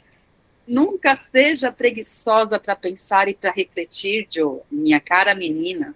Nunca aceite as coisas pelas suas aparentes conveniências do momento, só porque desse modo é mais fácil e você fica livre dos demônios, né? Reflita que a vida deve ser vivida e não interpretada falsamente por meio de sofismas. E nunca se julgue muito satisfeita consigo mesma, né? Quer dizer, ela descreveu a Joan ali, falou assim, bom, você é assim, tô te dando a chance de você não... Ela já não aceitou ali, mas ali ela era muito jovem, né? Tinha muito que amadurecer, etc, né? E, enfim, mas tem toda essa questão. Eu trouxe o soneto com a tradução de Teresa Cristina Roque de Mota, tá? Então, esse é um soneto de Shakespeare, ele dentro desses sonetos, parece que são alguns que vão falar desse tema, né? Esse é o do meio, tem um anterior e tem um depois, né? Então, na tradução tá assim, de ti me afastei na primavera, quando o orgulhoso abril, todo aprumado, em tudo pôs um sopro de juventude. E o plúmbio Saturno se riu e com ele saltou. Embora nem os bandos de pássaros, nem o doce perfume, de diferentes flores em cor e odor, poderiam me fazer contar uma história de verão, ou tirá-las do farto regaço onde vicejam. Não me surpreendi com a brancura do lírio, nem elogiei o carmim intenso da rosa. Eram apenas doces, apenas figuras de encanto a imitarem a ti, tu, modelo de todas elas. E embora ainda parecesse inverno e tua distância, com tua sombra, eu com elas... Eita, tá cortando aqui para mim. Brinquei... Não consigo terminar. Com suas sombras eu brinquei. Esse é o soneto. E esse soneto, ele vem, que ela era uma excelente, como é que ela fala? Ela declamava Shakespeare com muito sucesso, com muita eficiência, né? Até nisso ela era maravilhosa, mas... e ela declama um soneto e ela não entende porque que o marido está querendo falar. E, na verdade, é sobre o marido, né? O marido falou assim, ele esteve ausente na primavera, ela esteve ausente na primavera também, mas os dois perderam a primavera da vida. No fundo, né? Fazendo uma leitura mais superficial, talvez, mas é um pouco isso também, né? Eles perderam o tempo interpretando os seus papéis, ao invés de ir mais longe ali, né?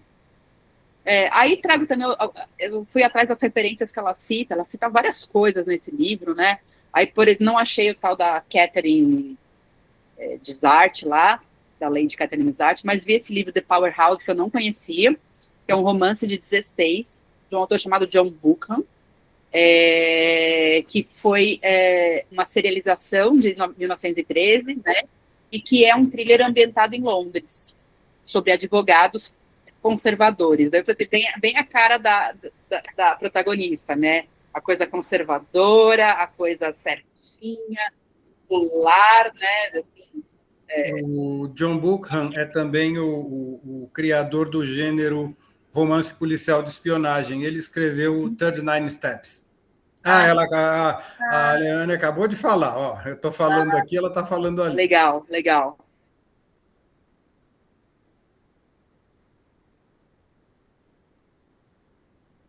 E aí, enfim, ela foi uma coisa que eu trouxe pra gente conversar, mas mostra ela realmente vai colocando, ela se colocou no papel, no trem, quando ela vai finalmente voltar para casa, né, e ela vai conversar com a princesa russa, ela fica assim, não, mas o Hitler, ele não vai fazer uma guerra, né, ela debochando, né, dos leitores, né, com certeza, eu fico e isso me toca bastante, porque assim, gente, ela percebeu, que bom, eu fico aliviada que ela percebeu que estava errado, assim, né? Enfim, é um livro que me sufoca de uma maneira positiva, né? Eu não queria espero não ser nunca a Jo, né? Eu acho que a gente olha o livro para não ser como. Mas eu fui ler outras pessoas, né? Que já leram o livro, fui ver vídeos, fui ver coisas, né? Quando a gente faz o chá, eu vou atrás de outras referências para dar uma olhada. Eu vi gente.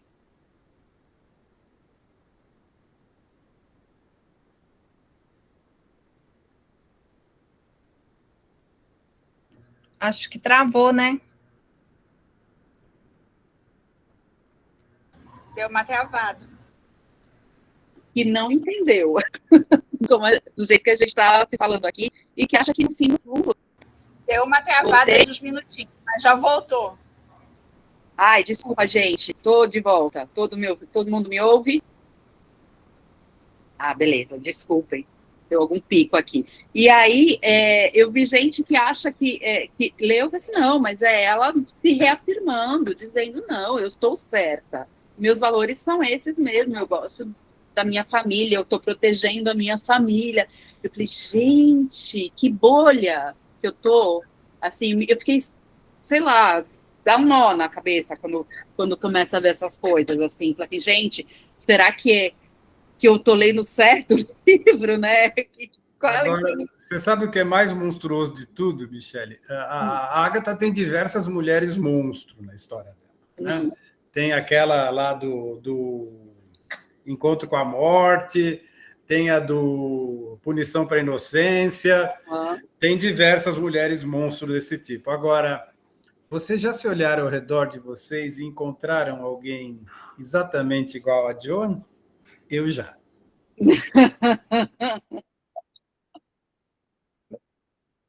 E o que eu acho assim interessante na personagem dela, que ela falou do final, você também, Michele, é porque, na verdade, eu acho que no final, a única coisa que bastava ela, porque ela quando ela faz aquela leitura, não, mas as crianças gostavam, meus filhos gostavam de mim, aí começa a relembrar tudo o que aconteceu. Aquele final aconteceu daquele jeito porque ela não teve, porque se no momento que ela assumisse que a vida inteira dela foi uma mentira, que ninguém gostava dela, que todo mundo só tolerava ela, a mulher ia ter um piripaque, ou parar no hospício ou no cemitério. O sofrimento dela seria insuportável. A única maneira dela sobreviver ao final do livro seria negar que tudo que ela pensa, tudo que aquilo que ela vivenciou lá no deserto era imaginação da cabeça dela, e aquilo ali não era possível. Né? Você pensar depois de, sei lá, 30 anos de casado, descobrir que toda a sua vida é uma mentira e nada daquilo que você imaginava que você era verdade, é muito complicado. Né? Que estive ausente na primavera. Pois é. Então fica assim, é isso, né? A gente falou do final, assim, cara, eu adorei o final, e eu não tenho nada contra finais abertos. Eu acho que é muito melhor, às vezes, do que final fechado. Não, assim, eu acho que todo mundo ao redor dela já tinha encontrado os meios de lidar com aquela pessoa. Que Tito, essa pessoa que você conhece, eu acho que essas pessoas encontram meios de lidar, não concordam, não sei, mas assim, a pessoa tá lá, você vai fazer o quê? Né? A Blanche, que encontrou ela 2, 3 vezes na vida desde que saiu da escola, sabia o que era ela, né? O que era o marido dela, né? Bastava prestar atenção. Essa em especial ainda não teve a chance de fazer autorreflexão, ela ainda acha que ela é uma maravilha. E olha, se duvidar, vai morrer achando que é uma maravilha. Só dá um deserto para ela uns dias, né? Todo mundo precisa de um deserto. Mas ela fez a advertência: olha, não faça isso! Porque ela sabia que se ela fosse fazer isso, o negócio não ia ficar bom. Gente, mas e aí, a Agatha? E como livro, né? Todo mundo, quem conseguiu ler o livro, assim. A Carla já entendi que está apaixonada pela Ausência na Primavera. Que legal, né? E quem conheceu agora? Como é que foram as impressões de vocês? Teve alguém que ficou surpreso? Tem gente que não pode não ter gostado desse estilo, né? A gente vem aqui falando tanto de história policial, tanto de história... a gente já saiu um pouco do tom lá com o Parker Pyne, né? Quando a gente discutiu o Parker Pyne aqui, já ficou todo mundo meio balançado. Ai, meu Deus, continuo no Chacoarrainho ou não? Vocês vão continuar? Galerinha que está aqui no chat, como é que tá? Contem para mim as impressões que vocês tiveram no livro. Fala, Sofia. Gente, eu não vou ligar a câmera, porque pelos mesmos motivos do Marcelo, tá um calor, tô toda suada. Enfim. É minha primeira vez aqui na reunião online, eu tô sempre lá no presencial. E eu não tinha lido nada da Agatha nessa pegada da Mary, né, Westmacott. E no começo foi até um pouco difícil para mim, porque a gente está acostumado da Agatha daquele estilo mais frenético, e esse começa mais devagar. Mas, assim, depois eu gosto muito de Virginia Woolf, e eu vi acho que alguém aqui nessa reunião falou sobre isso. Isso. Aí eu também vi essa ligação, e eu gosto muito da Virginia Woolf, então com o tempo eu fui já me ambientando. É porque eu que comecei com a mente errada. Mas no final eu gostei bastante, assim, eu gostei muito de que, tipo, no começo do livro apresentam praticamente todos os personagens, assim, os filhos, o marido, a Blanche, todo mundo. E aí, conforme a gente vai lendo, a gente vai um pouco descortinando esses personagens, assim. Tipo, minha filha tá em Bagdá com o marido, super feliz. Aí, ao longo do livro, você vai vendo que, assim, aconteceram algumas questões aí da filha dela. A filha dela era infeliz em casa também com os pais. E aí casou com o primeiro que apareceu. Enfim, isso acontece com outros personagens também. O marido dela também, no começo, parece que é um super maridão. E aí, depois, né, tem... Porque aquilo também, né? A personagem, ela é muito... Também, assim, eu sei que ela tem os erros dela, mas assim, o marido errou muito também, e aí ele ficou meio de coitado no livro. Eu não gostei muito dele ser tão coitado, não. Ele não é tão coitado. E aí a gente vai vendo isso ao longo do livro. Mas, assim, gostei muito acho que foi a coisa que eu mais gostei, que foi tirando as máscaras de todos os personagens. Foi a coisa que eu mais gostei. E essa coisa, eu fiquei pensando, porque, pô, ele também ele podia falar assim, então, eu vou ser... Quantos maridos não falam, não, cala a boca aí, eu vou fazer o que eu quero, sim, ainda mais nessa época, né?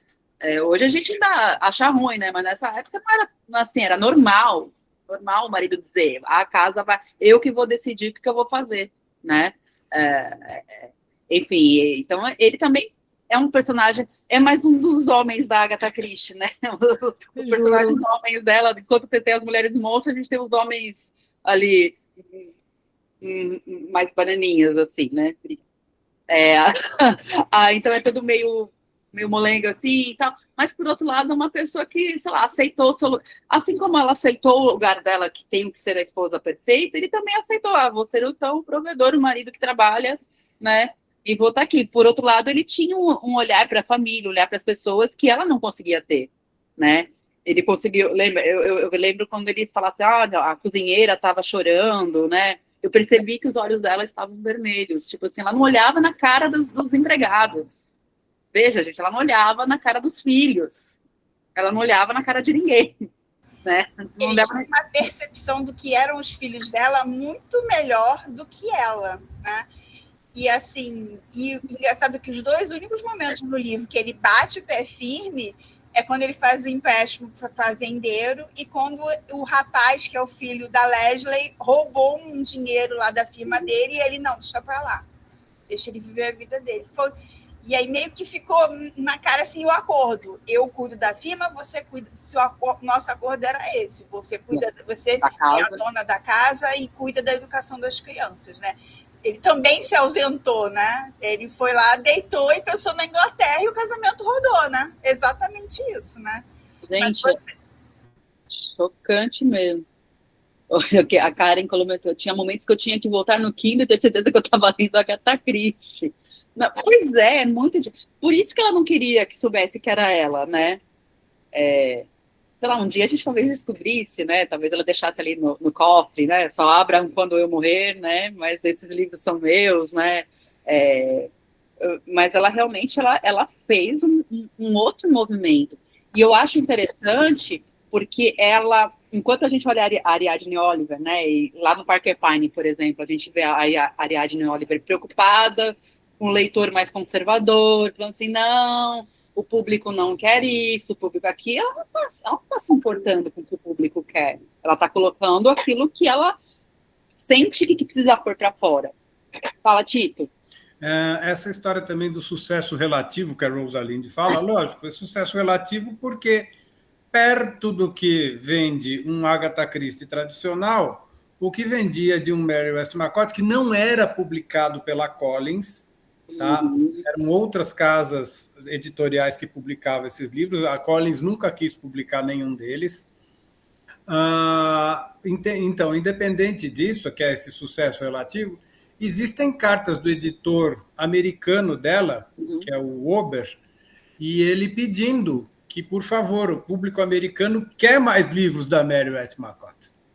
Tá? Então, se na Inglaterra ela foi um sucesso relativo, nos Estados Unidos queriam mais livros dela e ela não soltava por questões óbvias, tal, né? Mas esse sucesso relativo dela realmente aí que está. Perto de uma Agatha Christie, a Mary Westmacott não era nada, mas perto de um autor menos conhecido, ela talvez tivesse muito mais sucesso do que ele. Tá? Tanto é essa história dos americanos pedirem mais livros dela. Muito bom. Fala, Leane. Engraçado assim, eu sabia que tinha esse livro, já tinha lido A Carga, né? Mas é aquilo que a gente estava falando. São livros muito mais difíceis da gente encontrar, né? E na época que eu estava lendo a Agatha Christie, eu estava lendo basicamente o que eu comprava em sebo. Eu era estudante universitária, então tinha que ser o preço mais barato, né? E eu não tinha lido Ausência na Primavera. Tanto é que eu comprei para ler. E assim, e que nem a Carla falou, né? Até o 3º capítulo, eu li até o 3º capítulo, eu parei uma semana e eu falei assim, não, tem que ler porque vai ter o chá. Eu sentei uma tarde e eu li o resto do livro todo. É isso. Que era o final de semana. E assim, eu falei, estou fazendo psicóloga, assim, eu me identifiquei na hora. E eu li o livro, assim, eu acho que eu li o livro numa tarde. Sim, o livro, depois que ele, capítulo 4 em diante, quando ela começa a refletir da vida dela, capítulo 5, o livro vai que você nem percebe que o livro está terminando, né? Você quer saber onde que vai chegar esse pensamento dela. Isso, né? Você começa assim, cara, quando é que ela vai cair na realidade? Cara, é agora. E você não consegue largar o livro. Eu acho que eu terminei, tipo assim, para você ver, 9h30, a hora que eu vou para a cama. Eu terminei 11 horas da noite o livro. Eu na cama, gente, 10h30 já termina logo o livro. Cara, é muito eu gostei bom. muito. Né? É muito e, assim, bom. o livro é bem legal e ele faz essa reflexão, né? E eu acho assim, que eu me encontrei porque eu tô nessa vida, eu já falei aqui da psicóloga algumas vezes, que eu tô nessa época da vida que eu estou fazendo essas reflexões sobre a minha vida, né? E eu acho que, assim, de certa maneira, o que a gente vê aqui nesse livro dela, a gente também encontra em outros livros. Pedaços dessas reflexões que ela coloca aqui estão nos romances policiais da Agatha, tá, gente? A questão com a filha lá, que a filha quer... Tem, acho que é na Aventura do Pudim de Natal, que também tem um caso dos pais que a filha arruma um namorado indesejado, daí alguém fala assim, não, vamos aceitar o cara, ela sozinha vai perceber que o cara não é para ela, entendeu? Em vez de fazer que, não, vamos proibir, porque se a gente proíbe, aí que eles casam mesmo, aí que eles vão embora, melhor trazer para cá. Tem algumas outras questões, algumas passagens que eu acho que eu já vi coisas parecidas em outras histórias que são policiais, que estão justamente caracterizando o policial, né? Os dramas ali, aquela coisa da natureza humana que ela analisa, estão também nos outros livros. Então, assim, a gente que... É porque existe um enredo, né, no outro livro, que é você precisa descobrir quem é o culpado, o motivo, né, o que aconteceu. E nesse aqui, o culpado já se apresenta, né? O motivo já se apresenta, só falta a epifania mesmo, no final lá, né, Carla? Eu vou só contar a coisa engraçada que eu te contei outro dia por mensagem, que eu nunca tinha lido uma Mary Westmacott. Então, eu estava lendo Agatha Christie. Eu comecei a ler aquele livro, e tá aquela mulher sozinha naquela casa do deserto. Eu ficava esperando que acontecesse um crime o tempo inteiro, gente. Assim, mas agora é o momento exato para matar alguém. Agora alguém vai querer matar. Eu fiquei exatamente assim. Muito obrigada. Eu fiquei exatamente assim. Olha, um novo título para o livro. E não morreu nenhum. Muito bom! Eu agora eu me senti totalmente representada. Vocês me representei agora. Um negócio tudo profundo e eu vou ter que reler esse livro porque tá numa profundidade. Eu li o livro como se fosse a Agatha Christie escrevendo. Eu não li assim, a Mary. Eu li como a Agatha Christie. Então, assim, momentos que ela parava e ficava refletindo muito, eu pensava, vai chegar alguém no deserto, aí ela vai ver essa pessoa morrendo, aí vai aparecer a Miss Marple, e assim, eu ficava delirando, e chegou no final do livro e fiquei, tá, li o livro da maneira errada, ok, vou ter que reler. Muito obrigada, Carla, me senti representada. E eu gostei do comentário da Elaine aqui também. No início do livro, eu achei que a Sativa ela vivia para tomar chá, torrada, comer pêssego. Mensarribe para lá, mensarribe para cá. Mas essa era exatamente a representação do universo de futilidade que ela vivia, né? E foi se prolongando exatamente para te dar aquele tédio. Ai, que coisa chata, que mulher chata. E aí, pimba, mudou a história. Eu acho que é genial. O Chico Buarque tem um livro chamado Estorvo, né? Já antiguinho, né? Eu acho que eu senti com essa mulher a mesma coisa que eu senti com o Chico Buarque, que o livro se chama Estorvo e o personagem dele é um estorvo, assim, e você vai sentindo esse estorvo, assim, você termina o livro assim, que bom que eu não vou ver mais essa pessoa, sabe? É uma coisa assim, né? E esse livro acho que é um pouco a mesma coisa, a gente vai e termina assim, acabei. Assim, né? Depois que engrena, né? E é isso, minhas mulheres. Gente, e o triste é que eu acho assim, quantas pessoas, né, não estão assim interpretando esse papel fútil em várias medidas, em vários cenários, assim, né? Eu acho que é um grito. E é legal porque, de novo, eu acho que aqui ela não tinha preocupação de agradar o público Agatha Christie dela, né? Então ela realmente estava livre. Ela estava livre para escrever a história que ela quisesse, o enredo que ela quisesse, né? Assim, mostrar para pessoas, não resolver o problema, sabe? Porque o problema não é resolvido, né? Enfim, tem muito essa coisa que o Haroldo colocou, que ele gostou do final, como o ambiente pode moldar nossos pensamentos e decisões. A protagonista voltou para o porto seguro e voltou para os mesmos estigmas mentais. Ela teve preguiça, né, Haroldo? Eu acho que ela continuou sendo o que ela era. Assim, ai, mas para eu fazer isso, sou eu e a academia. A academia está aqui na frente da minha casa. Eu falei, preciso ir até lá, né? É só atravessar a rua, mas para atravessar essa rua é tão difícil, né? Por uma pessoa que está passando por experiência, não dessa maneira, mas assim também, assim, não são situações fáceis de você encarar, né? Eu tenho uma certa... E aí ele fala no final, né? A pequena pobre Joan, né? E aí eu falei assim, cara, é isso, é muito difícil você...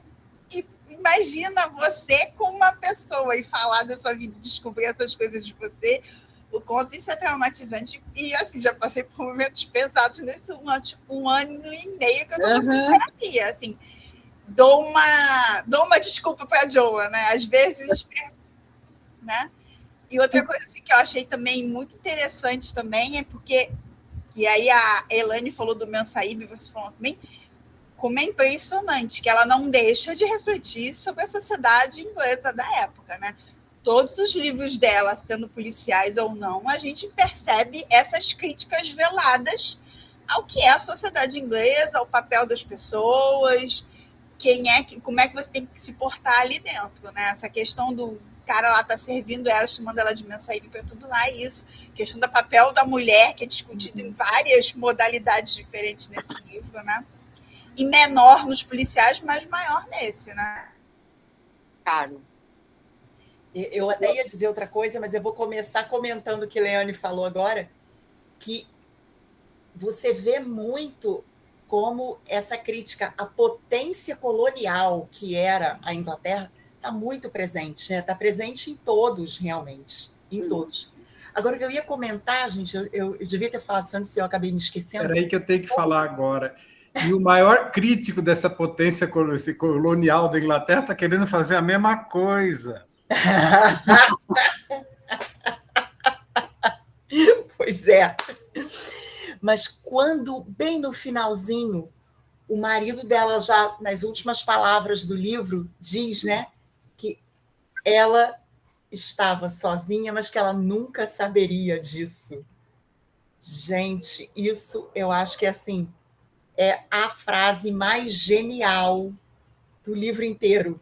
Porque ela já sabia que ela estava sozinha, ela já tinha dado um jeito de se proteger disso, de evitar esse conhecimento a todo custo, e a gente vê que existia uma coisa simbiótica dela com a família, que a família a tratava, de certo modo, como uma pessoa incapaz de se perceber. Ela vivia nesse mundo, essa fantasia, né, esse mundo fantástico da cabeça dela, em que tudo era perfeito, e eles também não a confrontavam nunca. Eles, pelo contrário, eles tinham os diálogos deles, que eram diálogos mais verdadeiros, em que eles realmente se mostravam. O pai conversava com a filha, o filho conversava com a irmã, e ela era sempre excluída disso, ela não fazia parte desse mundo de amores imperfeitos dentro da família, né? Ela estava sempre à parte, sozinha, mas ela nunca saberia disso. Inclusive, ele pede a Deus que ela não saiba disso, né? E é muito engraçado como e aí aquilo que você falou de que havia a conversa entre eles e ela não participava, ela vai descobrir que o filho vai virar fazendeiro na Rodésia e já estava combinado com o pai. O pai já sabia, já tinha dado apoio a ele, já tinha liberado ele, não precisa seguir a firma, que era a firma familiar, né? E ela ficou sabendo, simplesmente ficou sabendo, porque o garoto mencionou e ele estava no hospital com depressão, né? Se ele não menciona ali, ela só ia saber, tipo assim, mamãe, tô indo para a Rodésia hoje, tchau. Cara, é muito, muito maluco isso, né? Ela realmente, ela estava numa bolinha dela, pequena bolha, né? Não via, os outros estavam na outra bolha ali, percebiam. Só que os outros, todo mundo parece mais esclarecido do que ela, né? Todo mundo parece melhor, assim, mais atento, né? Mas ela era atenta à perfeição da casa, à perfeição das cortinas, aos tecidos, ao que importa, né? E quando o pai pede para conversar com a Avery, né, que é a filha mais velha, por causa daquele caso com homem casado, ele fala, eu quero conversar só com você. Quer dizer, estava protegendo ela até nesse momento. A menina, que talvez seja mais honesta, porque ela falou sempre teve uma relação mais conturbada com a filha mais velha, que talvez que tivesse a relação mais honesta com ela, que fala assim, não, pode falar na frente dela. Eu acho que ela estava meio de saco... Ela estava chutando balde, na verdade, né? Mas você vê, e na hora, a própria Joan não percebeu o que o marido falou. Sim. Ela não percebeu. Tanto ele falou claramente, sou eu estou falando por experiência. E, tipo, passou assim, ela, o que aconteceu? Não sei, não vi, né? É assim, é a negação completa, né? Você ouviu, mas você não quer perceber o que está acontecendo, né? Maluco, né? E a Agatha perceber isso, e você vê, ninguém precisa morrer para ter um assassinato. Um assassinato moral, um assassinato... Passamos bem todos, né? Assim, foi eu acho esse livro, gente, realmente incrível, assim, porque assim, eu acho isso tão possível. De novo a conversa dos livros que a gente conversa lá, será que esse crime é possível? Os crimes eu não sei, mas as pessoas, elas são muito possíveis, né? Elas são todas muito possíveis. Eu vou falar aqui uma coisa que, para quem é mais velho, assim que nem eu, vai entender. As novas gerações não vão lá. Mas o comportamento da família, deixa ela de lado, que ela é café com leite. Né? Totalmente café com leite, Tito. Totalmente café com leite. Cara. Não tem como, deixa quieto. Né? Eu vejo também isso em diversos lugares, né? É família, é trabalho, é círculos que a gente frequenta, né? Tem sempre um ser humano ali que eu falo assim, gente, a pessoa não percebe. O tal do Simancol não tem, né? Não tomou pela manhã 2 comprimidinhos, né? Logo cedo e não percebe o que está fazendo, né? E acha que está arrasando, né? E acha que estamos assim, ai, que coisa maravilhosa. Não é. Né? Esse livro é muito, muito especial. Eu acho assim, para quem gostou, né? Esse foi uma edição especial do Chá, né? A gente saiu, embora tenha o Agatha Christie enorme aqui na capa, né? Isso é depois, né? Eu penso que dá uma conferida nos outros. Eu recomendo especialmente para quem acompanha um pouco da história da Agatha Christie, eu acho interessante ler O Retrato Inacabado, né? Porque vai contar a história de uma mulher que se separa, tem um momento trágico, a mãe morre. Nunca vi isso acontecer na vida da Agatha Christie, da mãe morrer e ela se separar, né? Só que daí, né? Aí eu deixo para vocês lerem, é muito interessante. Nossa, e tem coisas muito interessantes nesse outro livro, que a pessoa com quem ela conversa, para quem ela está contando a história, enfim, tem toda lá uma questão ali, acho que é bem legal. E o filho... Esse cara existiu na realidade, tá? Você jura? Ela encontrou ele nas Ilhas Canárias e quando ele morreu, ela fez uma mensagem linda para ele. Ela conheceu um cara que ela chamava de pai, inclusive era o pai, que ela conheceu nas Ilhas Canárias, quando ela estava lá depois do evento. Do evento de 1926. O cara existe. Janeiro, um retrato inacabado. Esse é uma história assim que, sei lá, me marcou bastante. Eu acho que até porque a gente ouve tanto falar da história do desaparecimento dela, do trauma que ela viveu, né? Enfim, acho que vale a pena a leitura também. Mas é isso, né? Como a Karen falou, assim, não pode ler com a chave Agatha Christie, escritora de mistério policial. É com outra chave, lendo uma narrativa e outra, né? Porque senão você vai ficar frustrada, tá? Então, é isso. Acho que valeu a pena, né? Conhecer uma outra faceta da Agatha. Deixa eu dar uma outra indicação, gente. Para quem não leu, Desenterrando o Passado. Muito bom. Fantástico também. Se passa até 1938, dela em Bagdá, com as primeiras viagens dela com o Max para lá. Eu acho muito que legal. Tem em sebo esse. Esse aí é muito legal, esse livro, eu tenho. E eu adoro ele. É um dos meus prediletos. Mas deixa eu contar uma novidade para vocês, que eu esqueci. A gente agora tem... Peraí. Tem site. Olha só. Deixa eu pôr aqui para vocês. Temos um site chamado Chá com a Rainha do Crime. Ele está sendo povoado ainda, tá? Mas a gente já tem ali informação sobre os nossos encontros. É um domínio aqui da UF, então vocês vão poder encontrar. Então, às vezes, tem gente que eu sei que tem...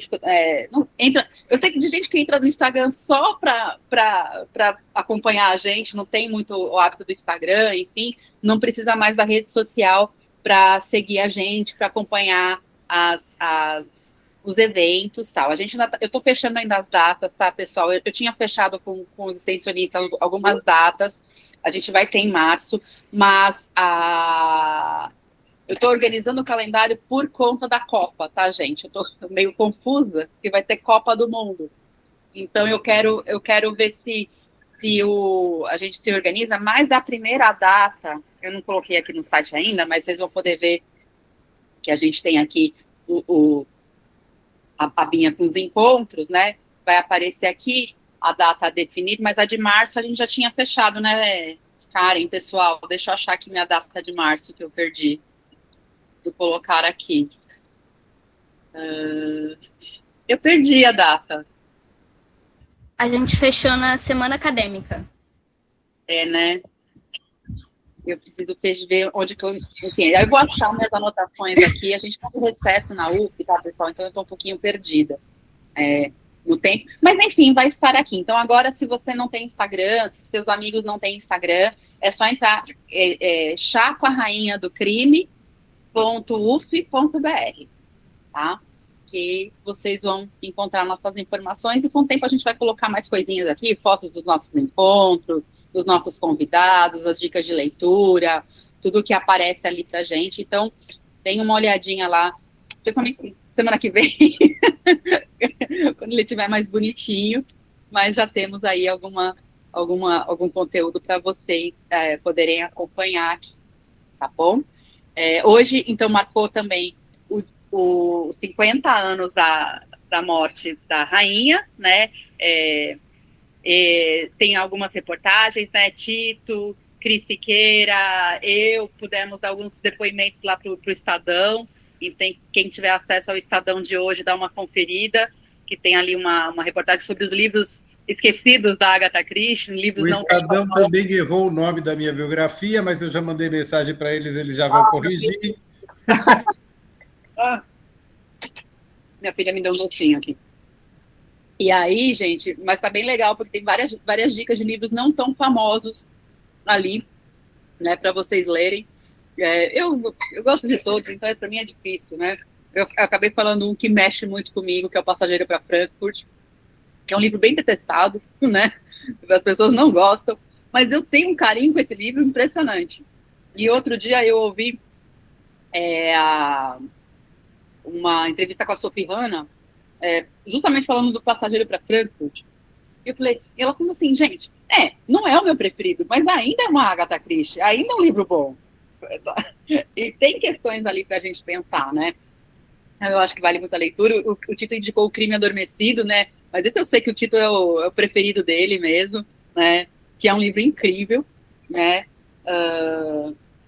Enfim, e outras pessoas, outros escritores, professores, enfim, deram lá suas contribuições, deram uma curtida aí, e muitas outras matérias também hoje estão saindo.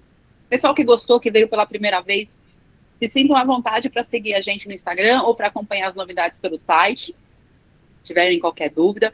Quero agradecer muitíssimo a generosidade da Adriana, da Carla, do Tito, de todos vocês que vieram aqui hoje celebrar, né, esses 50 anos de legado, né, e mais outros 86 de vida, né? Como eu costumo dizer, eu sou facinho, me chama que eu vou. Eu sou assim também. Para mim, eu nem conto como se fosse trabalho. Para mim, é prazer puro, pura alegria. Bom, gente, também pode abusar. Que bom, gente. Fico super feliz, fico lisonjeada também de saber dessas possíveis parcerias sempre estão disponíveis aqui para a gente. E eu também, gente, precisando de qualquer coisa, também estou aqui à disposição de vocês.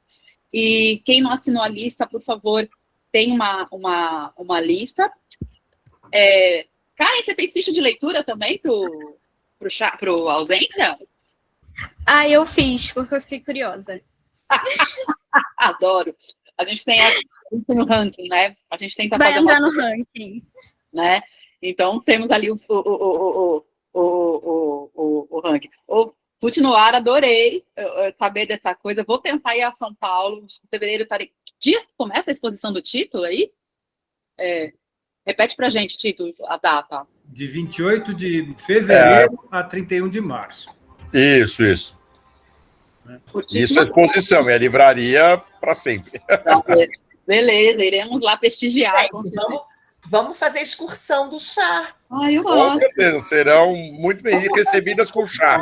E já tem mais uma novidade, gente. Dia 14, eu acho que é isso, é 14 de dezembro. Eu acho que é 14 de dezembro, ou 12 de dezembro.